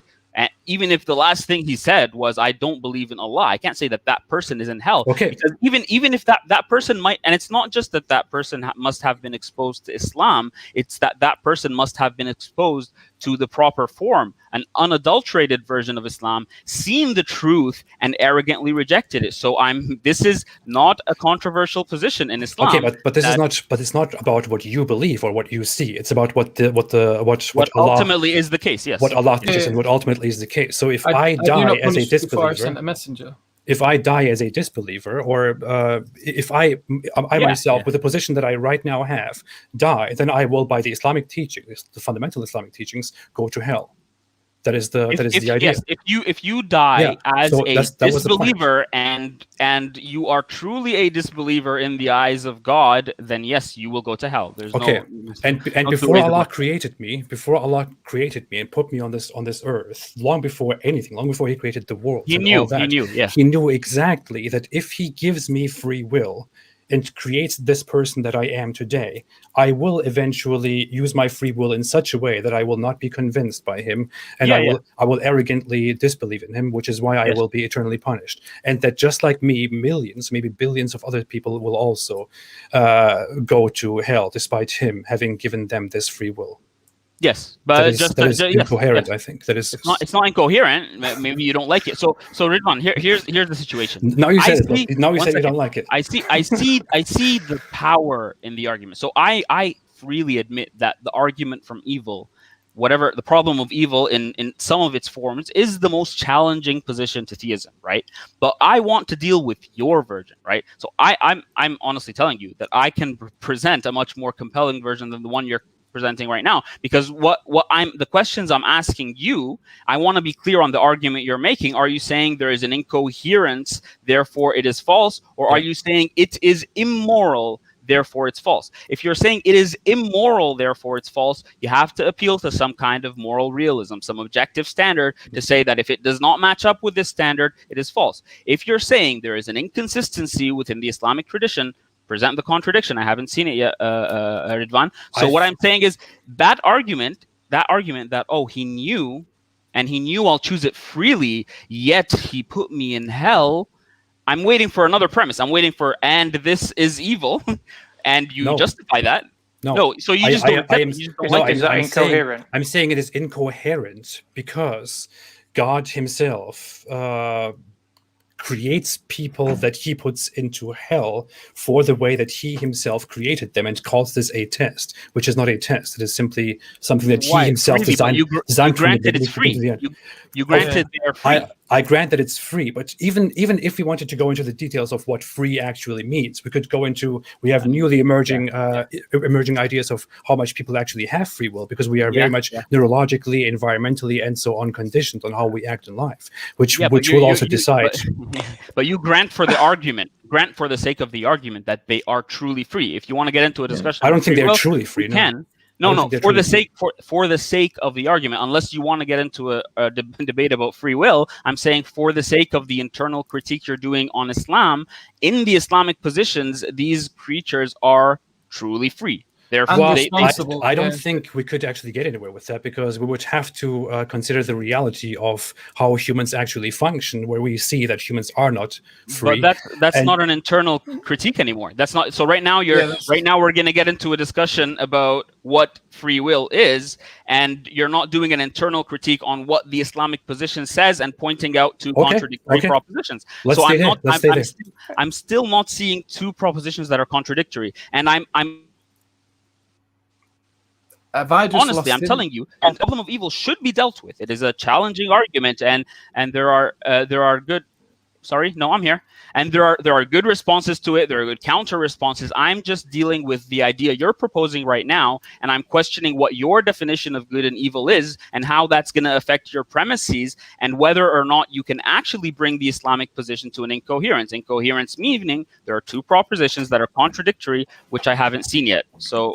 Okay, maybe you can I think Yusuf wanted to say something. Yeah. I think Yusuf wanted to say something. Yeah. So within the Islamic narrative, it's explicitly stated numerous times that the human is created responsible, and Allah even says in the Quran, it's not me who wrongs you, but you wrong yourselves. So, you can't point to the Quran and say that this is incoherent when the Quran's message is quite clear, that the beings being created are making choices of their own accord, and that they are responsible for these choices and then punished for them. And not whether he created them. And it doesn't really matter what the Quran says. I think even Ridwan, it's not true. It does. That's the whole point of it. The claim is that it's inconsistent, and we're showing you the elements that show that this isn't inconsistent, and you're just saying what it says isn't relevant at that point. When it is, it's incredibly relevant to the whole claim that you're making that it's inconsistent. Just because the Quran says it is your responsibility, this is why I'm punishing you, that doesn't mean that logically seen it is actually their fault, which is why it's punishing. It doesn't mean that the assertion that the Quran makes is necessarily correct. It just means that the Quran is making a certain assertion. I could make assertions here about how everything that I have ever said is true because I know that it is true, and you just need to trust me in that. That doesn't mean that you have to trust me in that. But this isn't about a level of trust. This is about, you're saying the Quran is making a contradictory claim. And a contradiction is that it makes the claim A and not A simultaneously, the negation of A. Now, it hasn't made the negation of A. That is, it's pushing forward the claim that you are a responsible being and you're punished for the choices you make. That's not a contradiction. It's quite clearly not.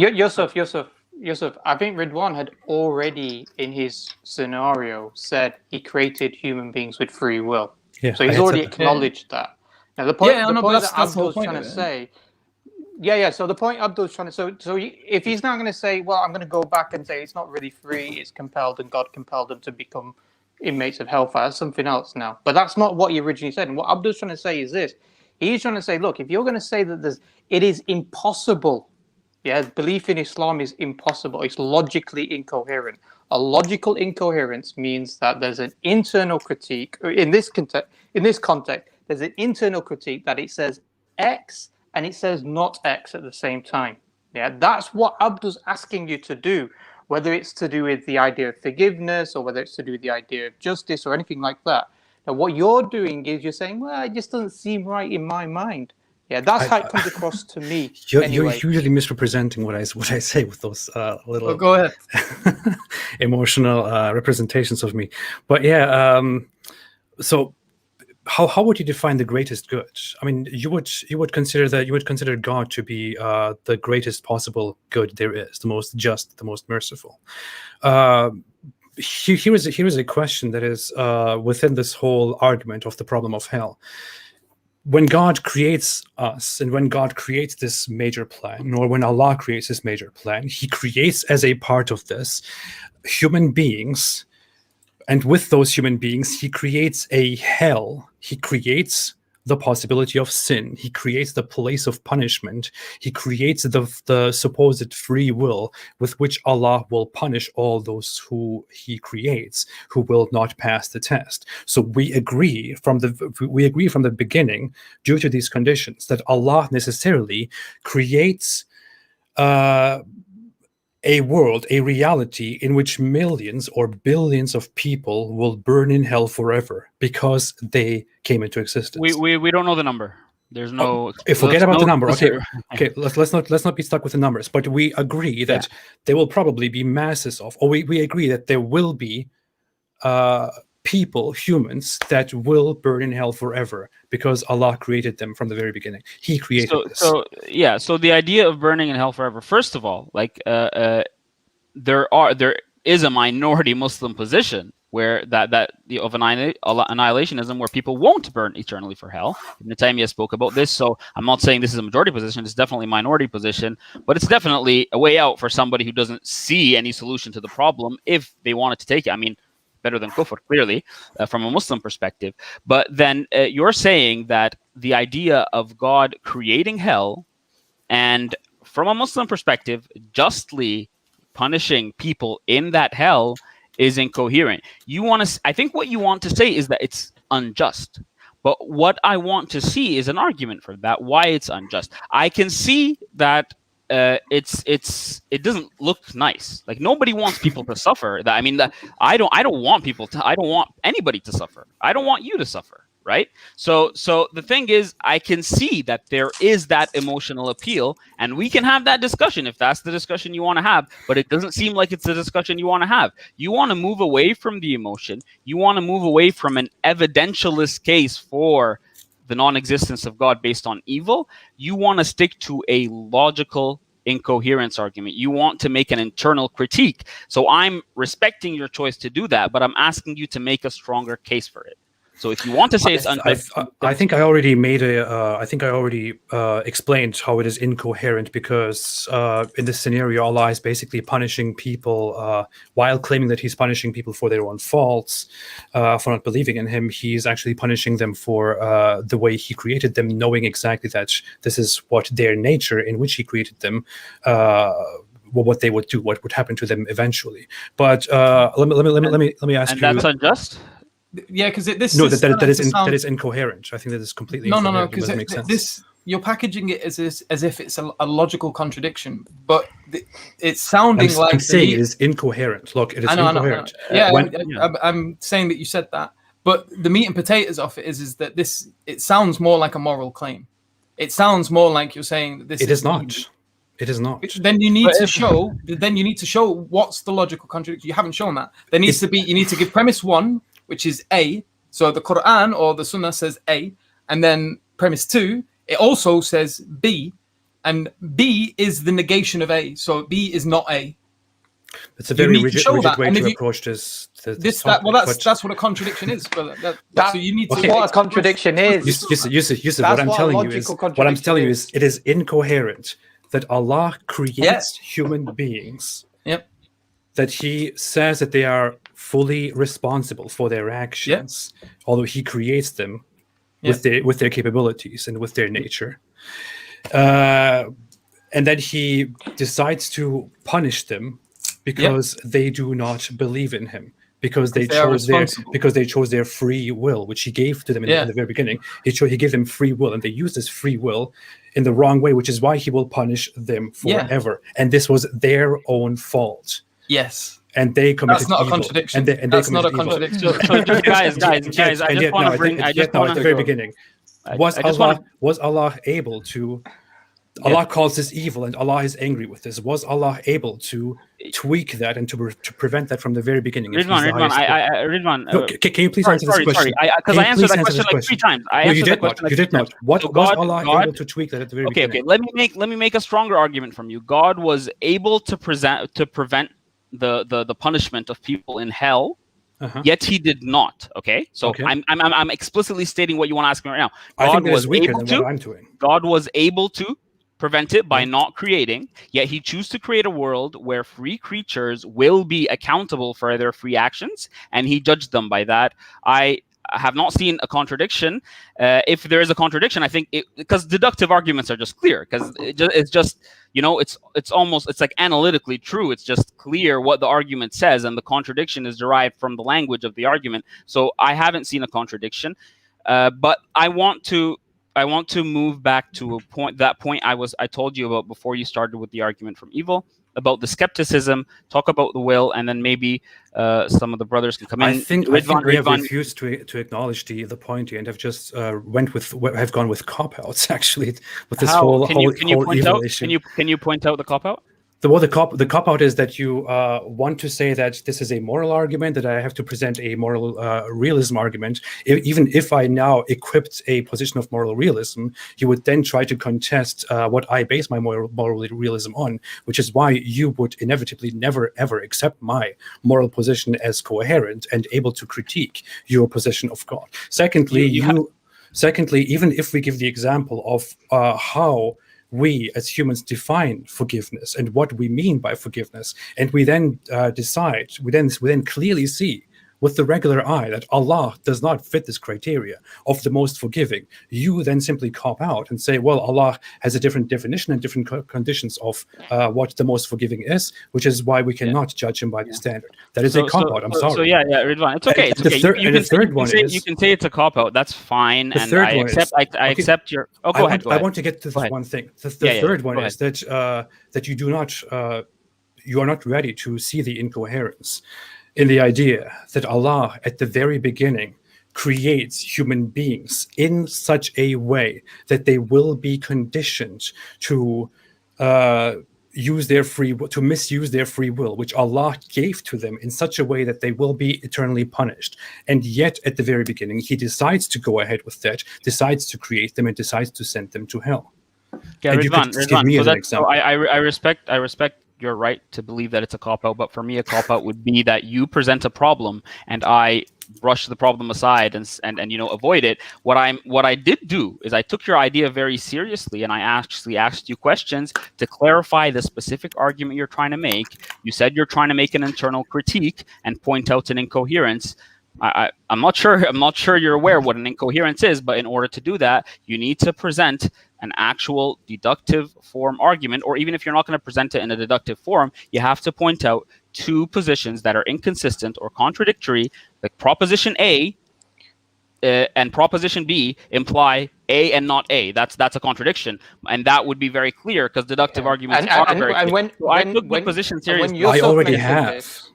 Okay, so let's give Ridvan one last chance to present the two propositions. No, I want to. What's A? I want to ask you. No, I want to ask you one brief question to just. Ridvan, just before you ask me the brief question. So I'm going to ask you about the two propositions. We will get to this forever. I want to ask once. No. It's not going to be Ridvan, bro, please just focus on the two propositions. Then we can move on to the next point. You can ask me a question, and then I want to talk about that epistemic point, and the brothers can wrap up. So tell me, what's the first proposition in your argument? What's A, and then what's the negation of it that the Quran or the Islam is putting forward? So first of all, what's the first proposition?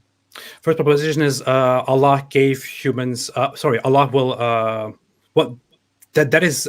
It starts with a combination of all these points, which is that Allah is Almighty and all-knowing, and the greatest good and the most forgiving. The issue is that you do not accept my whole point about forgiving because you want to reject that as arbitrary. Ridvan, you said you presented it. Now you're not giving proposition. That is what I mean. Allah is the all-knowing, the most. Sorry, Allah is all-knowing, Allah is almighty, and Allah is the most forgiving. My original point at the beginning was the greatest good, but whatever, I will go with most forgiving. The second proposition? The second proposition is that Allah creates us as beings, despite knowing that we will eventually burn in hell with the capabilities that He gave us, but eventually He burns us in hell for not acknowledging Him. Although He knew that is a major contradiction. In your view, that's a contradiction. I'll tell you what. It is clearly a contradiction. No. The negation of the It is very first clearly a premise. contradiction. No. The contradiction would have been, so your first premise was that Allah was all-knowing, the most merciful and the most just. The next one would have to be explicitly that he's not these things. Well, yes, of course, that is part of the problem. If you let me go there, Allah is therefore Allah can therefore not be those three things at the same time. Okay, one of those is Almighty, the other is all-knowing, and the third one is Justice. be it just or good or most forgiving. Right. If he is we need to move on. if he is all-knowing and almighty, that he cannot be most forgiving. If he is most forgiving, that he cannot be almighty. If he is forgiving and almighty, he cannot be all-knowing. Yeah. So just to remind you, Ridvan, before we move on, that I took that seriously, right? So I told you, okay, so you're going to have to define forgiveness in a way where that stuff happening in the second premise did not happen. And that's where we got to your understanding of morality and the idea that you couldn't define forgiveness in that way because you're an emotivist, you're a subjectivist about your views, and you don't think that you could provide a subjective standard through which you actually demonstrate this contradiction. So we've been through that path, and I've said that, okay, here are the two propositions. Let's see how we can derive a contradiction from them. And it didn't happen. But it's okay. I mean, we can talk about this some other time, maybe. So I just want to get back to that basic point about, sure, go ahead, Yusuf. So I'm just going to say, so like, for example, if we did hold the first two, so that Allah is all-knowing and he's the most merciful, the issue here is that you're saying that he's not just. But then that is this thing that we mentioned before, that it's a moral problem for you. No, it's not. Well, it is. If you're saying that he's not just...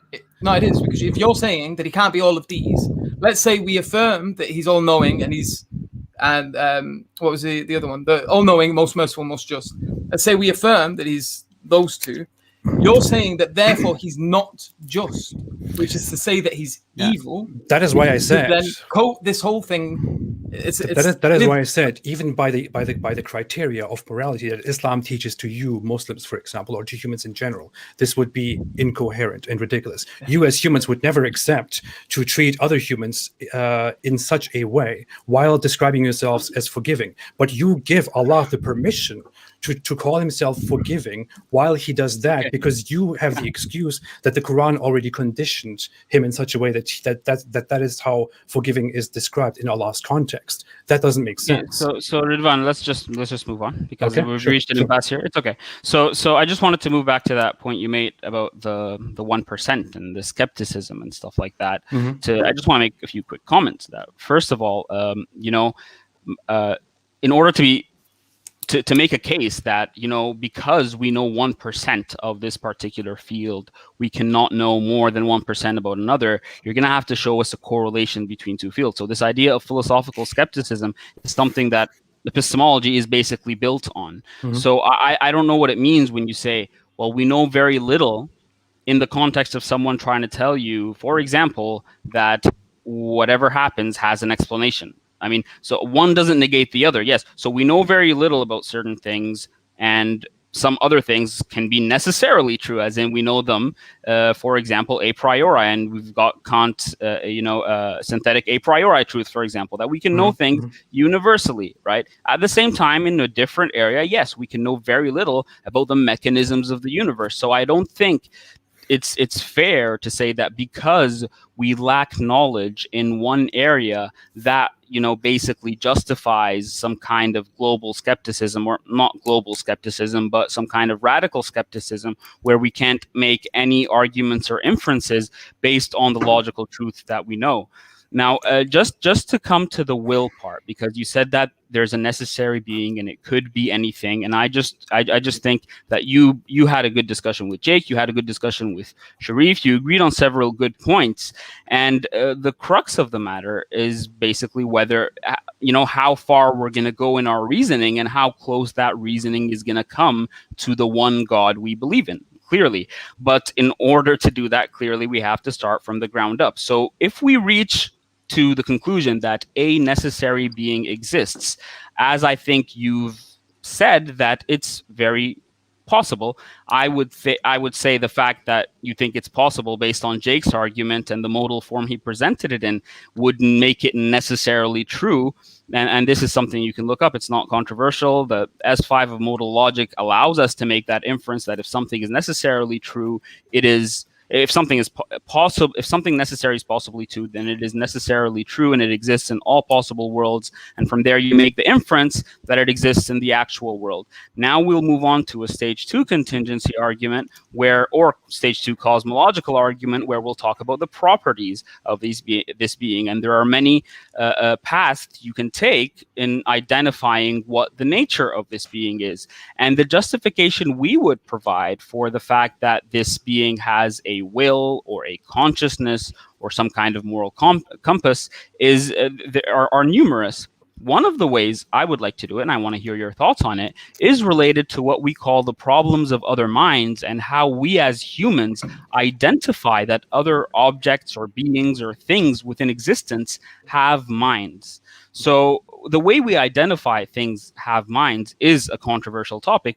There's a problem of other minds in philosophy is well known, right?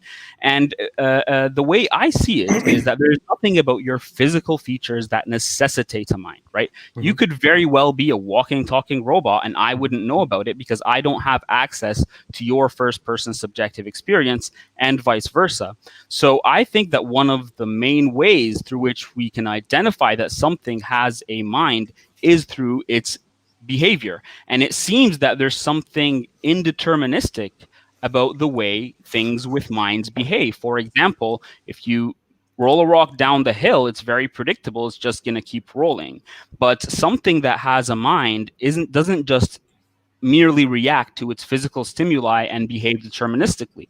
And on that basis, we have a very foundational understanding of what it is for something to be another mind.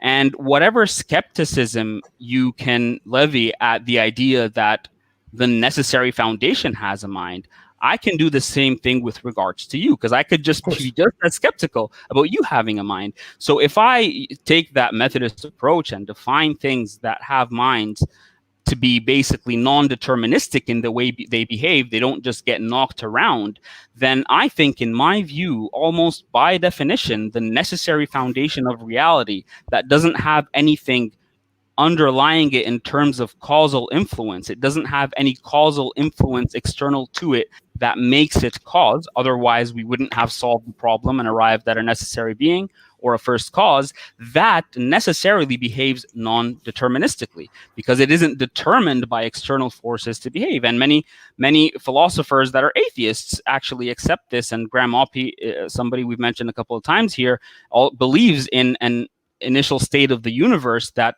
it non-deterministically, determines whatever actual world there are going to be. So I would look at something like that and look at the philosophy of indeterminacy and say that, well, epistemically speaking, there's really nothing different than this object I see that seems to behave in a non-deterministic way and not just react to the wind blowing it around or whatever physical surrounding it has. It seems to behave like that. And the foundational aspect of reality that we call the necessary being or first cause is exactly like that. Actually, we have more reason to assume that it behaves freely of its own will and without any external influence on it than I do to posit that you have a free will, because you mentioned that people talk about psychology and determinism now and they question our free will. That's at least in principle conceivable. It's doable because you have external influence. However, by definition, a necessary foundation of reality or a first cause couldn't possibly have something external to it to make it act. So if you are ever justified in inferring that anything has a mind, I think you are most justified in inferring that the necessary foundation or first cause necessarily has the most free of wills and minds. And I think that this is a very strong case that maybe you would have to counter. Not you specifically, someone who denies that would have to counter, because it is a plausible explanation. Otherwise, I think a naturalistic theory would lack basically explanatory depth. It's basically saying there's something indeterministic happening and we don't know what it is. It's just the way it is. It's a brute fact.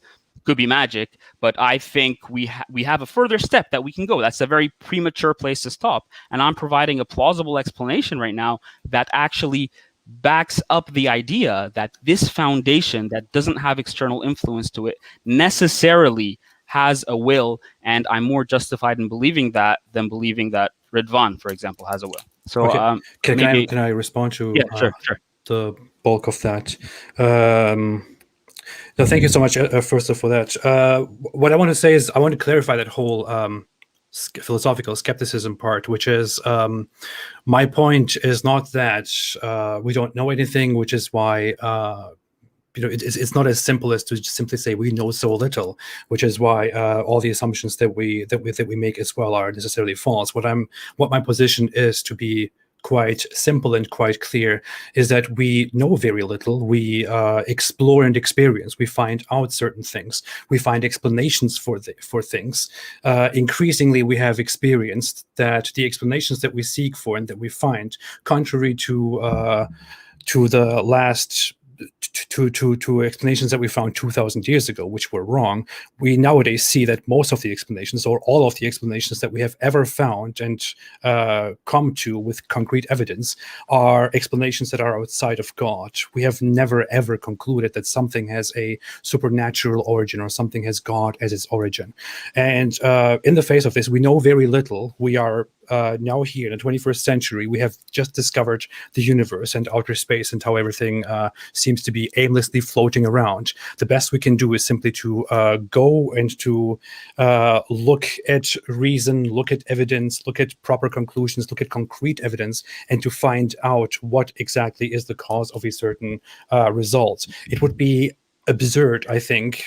Sorry, Ridvan, can you explain that bit? What you mean by just so I can understand what you mean by everything we found is every explanation we found turned out to be naturalistic. This is basically this basically goes back to what was known as the God of the Gaps argument, which is old and doesn't do it justice. But people in the past, over the last 1,000 years, have come up with different explanations for why thunder exists or why fire exists. People attributed holy things to fire, for example, or why it suddenly starts raining, why earthquakes exist. And they often came up with explanations that attributed the origins and the causes of these things to the supernatural, that gods or a specific god is responsible for this. And those explanations were always false. That's unfair, Ridvan, because you're telling me that we do in the scientific enterprise, we're going to explore it. Obviously, no believer thinks that once you look under a microscope, you're going to see angels holding particles up. I mean, so obviously, under a scientific investigation, you're not going to look under a microscope and see God, and I don't think anyone believes that. So really, I think you're attacking a weak form of theism. But we also do not have a single evidence of something that happens for a completely inexplicable reason that we have no proper scientific explanation for. Such things do not exist. They exist in hearsay, such as people suddenly, things moving around on their own and floating around and all these things, but we don't actually have any concrete evidence of that, and we have no single thing where we simply cannot explain what the hell is going on. But you don't appeal to scientism, do you? Is science the only way? I think this is where science is much more superior to philosophy in general. You can think it's superior, but is it the only way? No, it is not the only way. Okay. Of course, you can make speculations. The issue with this is, in history, we see that with everything that we have pursued, we always found a natural, reasonable explanation to it. You can now also assume that there is probably something greater than this, that there is probably a God out there, that this is probably all micromanaged, and that this God put us into this 14 billion year-long universe for some strange reason. But the issue is that would just be an assumption on your part. And you are free to make that assumption, but it would in fact just be an assumption. It would be a very grotesque inference. Let me finish the thought, please. It would be a very grotesque inference, and we never make such an inference in any other field, about any other thing. When it comes to scientific explanations, we never make such inferences. We always base them on reasonable evidence, like in the Big Bang, for example. God is the only place where we make such a huge inference for no reason. Yeah, so Ridvan, we need to understand. We need to understand, and I think it goes back to what I originally talked about, which seems a long time ago now, which was the floating leg that attaches to the person. Yeah, and what did I say? And I gave the other example in regards to the color red, the red triangle. Mm-hmm. Yeah, I said that when you have a possible thing possible being, yeah, or a contingent reality, you need an explanation outside of itself. That proposition, that point, yeah, is not a scientific point. That's a philosophical point, yeah. That philosophical point, or that axiom, yeah, some people may use it as the principle of sufficient reason for contingent realities, that is necessary for science. Now, what science will do is it'll assume there are reasons and explanations and causes behind events that we observe, and it will look for it. And either that will be within another contingent reality, or it will stop at a necessary reality. Yeah. And this is the point. Now, if you're going to stop at a contingent reality, and just say, well, that's it, I'm not going to answer anymore, that is special pleading. Yeah? I don't. Let me clarify that very briefly, okay? I would rather stick with saying, hey, this is as much as we know right now. We can speculate about the origin of all of this, about why we are in this huge universe, about where all of this comes from. The issue is everything that we will do will just simply be speculations with lots of inferences. I would rather, I'm not saying, hey, the God claim is absolutely false, creator is absolutely false, this is all there is. That's not what I'm saying. What I'm saying is our knowledge is very limited. And when it comes to how the origin came into existence, I would rather stick to, well, we do not know, maybe we should find out, than saying, okay, God did it, or hey, no. But I'm not saying God did it. Please, let's be really focused. Okay, but I'm saying I rather choose ignorance in that if I don't know it. Yeah, no, but you can choose ignorance. But I'm saying that ignorance will either be ignorant of a contingent reality or ignorant of a necessary reality. Now, if it's ignorance of something called a contingent reality, then by definition, it's going to need an explanation. So itself is not the foundational explanation. Unless you're saying there is no foundational explanations at all, and they're just things that pop into existence without explanation. Unreasonable to me, but yeah. Like magic. Yeah, it's unreasonable to me, but yes, I think it's completely unreasonable. But okay, what I would say is so therefore, if we have a contingent reality, something that's limited, finite, dependent, if it exists, it requires an explanation. So we're looking for what the foundational explanation is. That foundational explanation the has issue to be is something what I'm which saying. is necessary. Okay, but what I'm saying is that it is something that we have no answer to, that we will not have an answer to, that we speculate about endlessly. And I would rather leave it to exploring reasonable findings, finding things out, rather than to accept certain speculations that come with certain demands, to even also believe in those.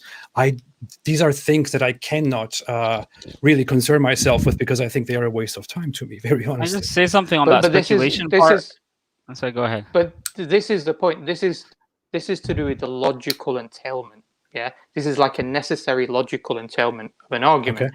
This is not going to be superseded by science. So science is not going to turn around. Science is not going to turn around and say, "Oh, look, I found a particular particle, and therefore we don't need to believe in a necessary foundation to reality," because it will never be. Because what science will look at and what science identifies are contingent realities, things that are quantifiable. So if it's quantifiable and therefore has limitations, it's going to be dependent upon something else and require an explanation. So that's why it's a logical entailment to a necessary being. What Abdul then said, he said, fine, we go from a limited, dependent, contingent pen, and we understand that the universe is limited, contingent, and needs a necessary foundation to reality.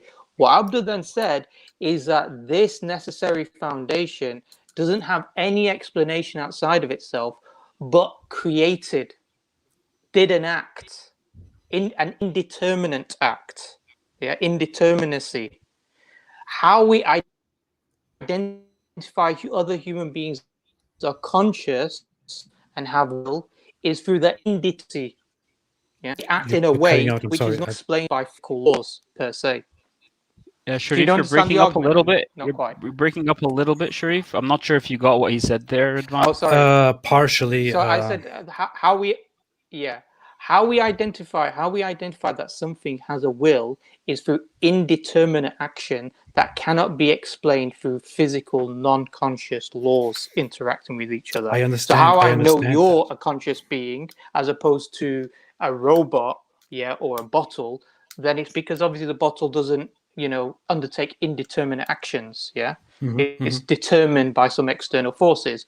So this necessary foundation to reality, yeah, which is the logical entailment that contingent things require an explanation, itself would act indeterminately because it's not going to be caused outside of itself, because there's nothing outside of itself to make the cause.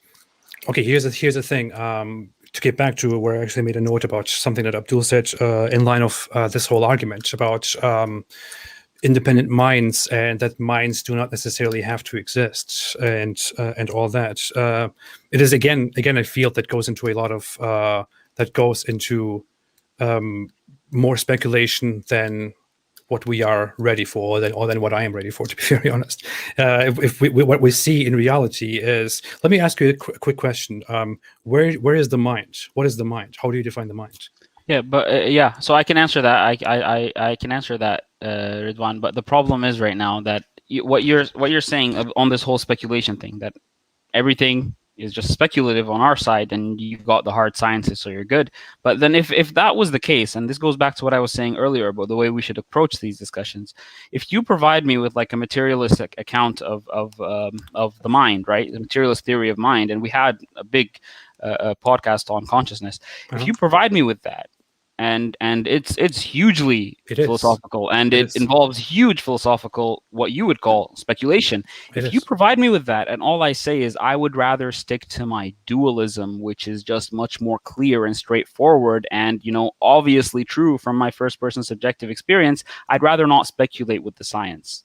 That wouldn't really be dealing with your arguments. I need to point out what the problems are with your position.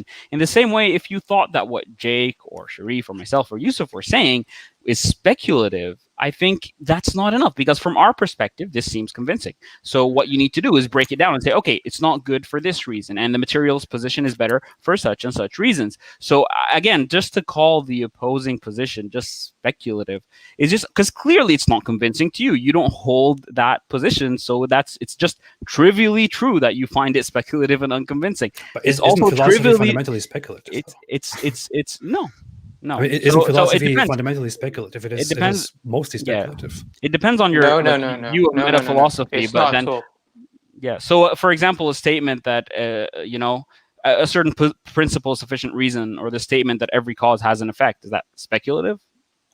That's philosophy. Is it speculative? No, I'm not saying everything is speculative about philosophy. I'm saying, isn't it mostly philosophy? Isn't it fundamentally and mostly speculative? Not fundamentally. It can be. The point is, you point out, you need to be able to distinguish between the speculative from the non-speculative. Okay. And in order to make that distinction, you need to point out, guys, what you're saying here doesn't have sufficient, epistemic justification. You guys are not epistemically warranted in the position you're holding because of these reasons. You're just speculating. So you have to have reasons. You can't just say, oh, it's far-fetched, I can't imagine it. I mean, fine, me too, a universe without a God. Your atheistic position about morality, for example, I find it completely unacceptable. I find it very speculative for you to. No, my point about the mind was. Yeah. Sorry for interrupting. I keep doing this today. But... No, go ahead. It's okay. We've all interrupted each other. It's okay. Go ahead. My point about the mind was the reason why I asked the question how you define the mind is not. I don't want to go into a lengthy discussion on what the mind is and what it is not. The reason is I quickly want to point out why that too is quite similar to what we were arguing before. When I ask you what the mind is, you will probably have different answers of what the mind is, and you will probably have different answers on what the mind depends on. I will stick with the clear findings and the opinions that are still even scientifically controversial in a way, but vastly dominant. I'm taking the courses myself, that the mind is merely an extension of the physical that we have, that the mind is actually what the brain does, a function of the brain, that this is all the mind is. And that if you remove certain things from the brain, or if you remove the brain altogether, then you either alter the mind or you remove and get rid of the mind. There is nothing more. Yeah, that's fine. That's fine, Ridvan. But the problem is, I hate to break it to you, that's largely philosophical. It's not just scientific. I understand. Scientists that think the philosophy in this question is irrelevant are just very bad philosophers, and that's okay because they're scientists. But if you want to engage in philosophy, you should take the philosophy seriously. And neurologists who think that, you know, brain explains mind and they deny the hard problem of consciousness, they just think that the behavioral aspects of humanity exhausts everything about consciousness, and that's just not true. But I think we are going to have to end this because it's been well over 2 hours. I've enjoyed this discussion, so thank you, Ridvan, for coming on, and thank you everybody else. I hope that all the discussions we have about our differences and the different worldviews and different ideologies can be this respectful. I wish that actually these discussions can be in this way, and we don't just strawman each other's positions and present caricatures of each other's positions without actually representing the positions we're trying to critique properly and being respectful that, you know, the person in front of you actually has a rationale for what he's saying. You can break his argument down. You could think it's ridiculous, but at least have that respect to actually represent it properly and not present caricatures of everything you're trying to critique. Of course, that gets more views, but, you know, that's not what we're after. So I'd like to thank everybody for joining. Ridvan, it was an enjoyable discussion. I hope we can talk again soon. Can I say a few words before we go? Sure, go ahead. Well, thank you so much, first off, for this opportunity. I think this was really great. It was a little bit rough, but it was enjoyable. It was good. It was the first of its kind, which I appreciate very much. I always wanted to get together and have these conversations together. I would love to see such interactions in the future as well, rather than attacking and making fun of each other and all that. So thank you so much for this. I hope to communicate in the future again. I also want to ask, I kind of asked this before the stream as well, but I want to also extend an invitation to you guys, especially to Yusuf and Jake, since I specifically talk about them. I would like to also give them the opportunity to speak for themselves on my channel rather than just me speaking about them. So I would like to extend the invitation for you guys to also come to my channel so that I can ask you questions about your beliefs and about Islam, about your beliefs in God, and so on. I would hope to see that happen as well. Inshallah. You're muted. You're muted, Abdul. Yeah, you're muted, Abdul. You're muted. I'm saying thank you for that, Ridvan. I'm saying I think you guys can discuss that in your own time, inshallah. So the panelists, any last words? Sharif? Yeah, I think, I think it's been an interesting discussion. And I think my advice to Ridwan is this, and I'm going to speak to Ridwan directly, is sometimes the way that you present your videos, the way that you caricature the Islamic arguments, creates a very bitter taste. It doesn't come across sincere. What we try to do on a Thought Adventure podcast is we try to look at the very best arguments for atheism. We want to go to the very top tier. So similarly, if I'm trying to look at and understand or critique, let's say for an outsider point of view, Islam, I'm not going to just critique a very base level argument. What I'm going to do is I'm going to go and I'm going to try to understand the Ijaz al-Quran by Imam Jurjani or Imam Baqillani. Or I'm going to look at the Contingency Argument by Imam Juwayni and look at the books like Al-Irshad, which talks about the evidences and the proofs for Islam. And I'm going to try to critique it from that perspective. I'm not just going to go to some random, like from an atheist perspective, from a Muslim perspective, speaking to an atheist. I'm not going to go to my random next door neighbor who happens to be an atheist and say, oh, this is the argument that he's given to me and look how rubbish it is.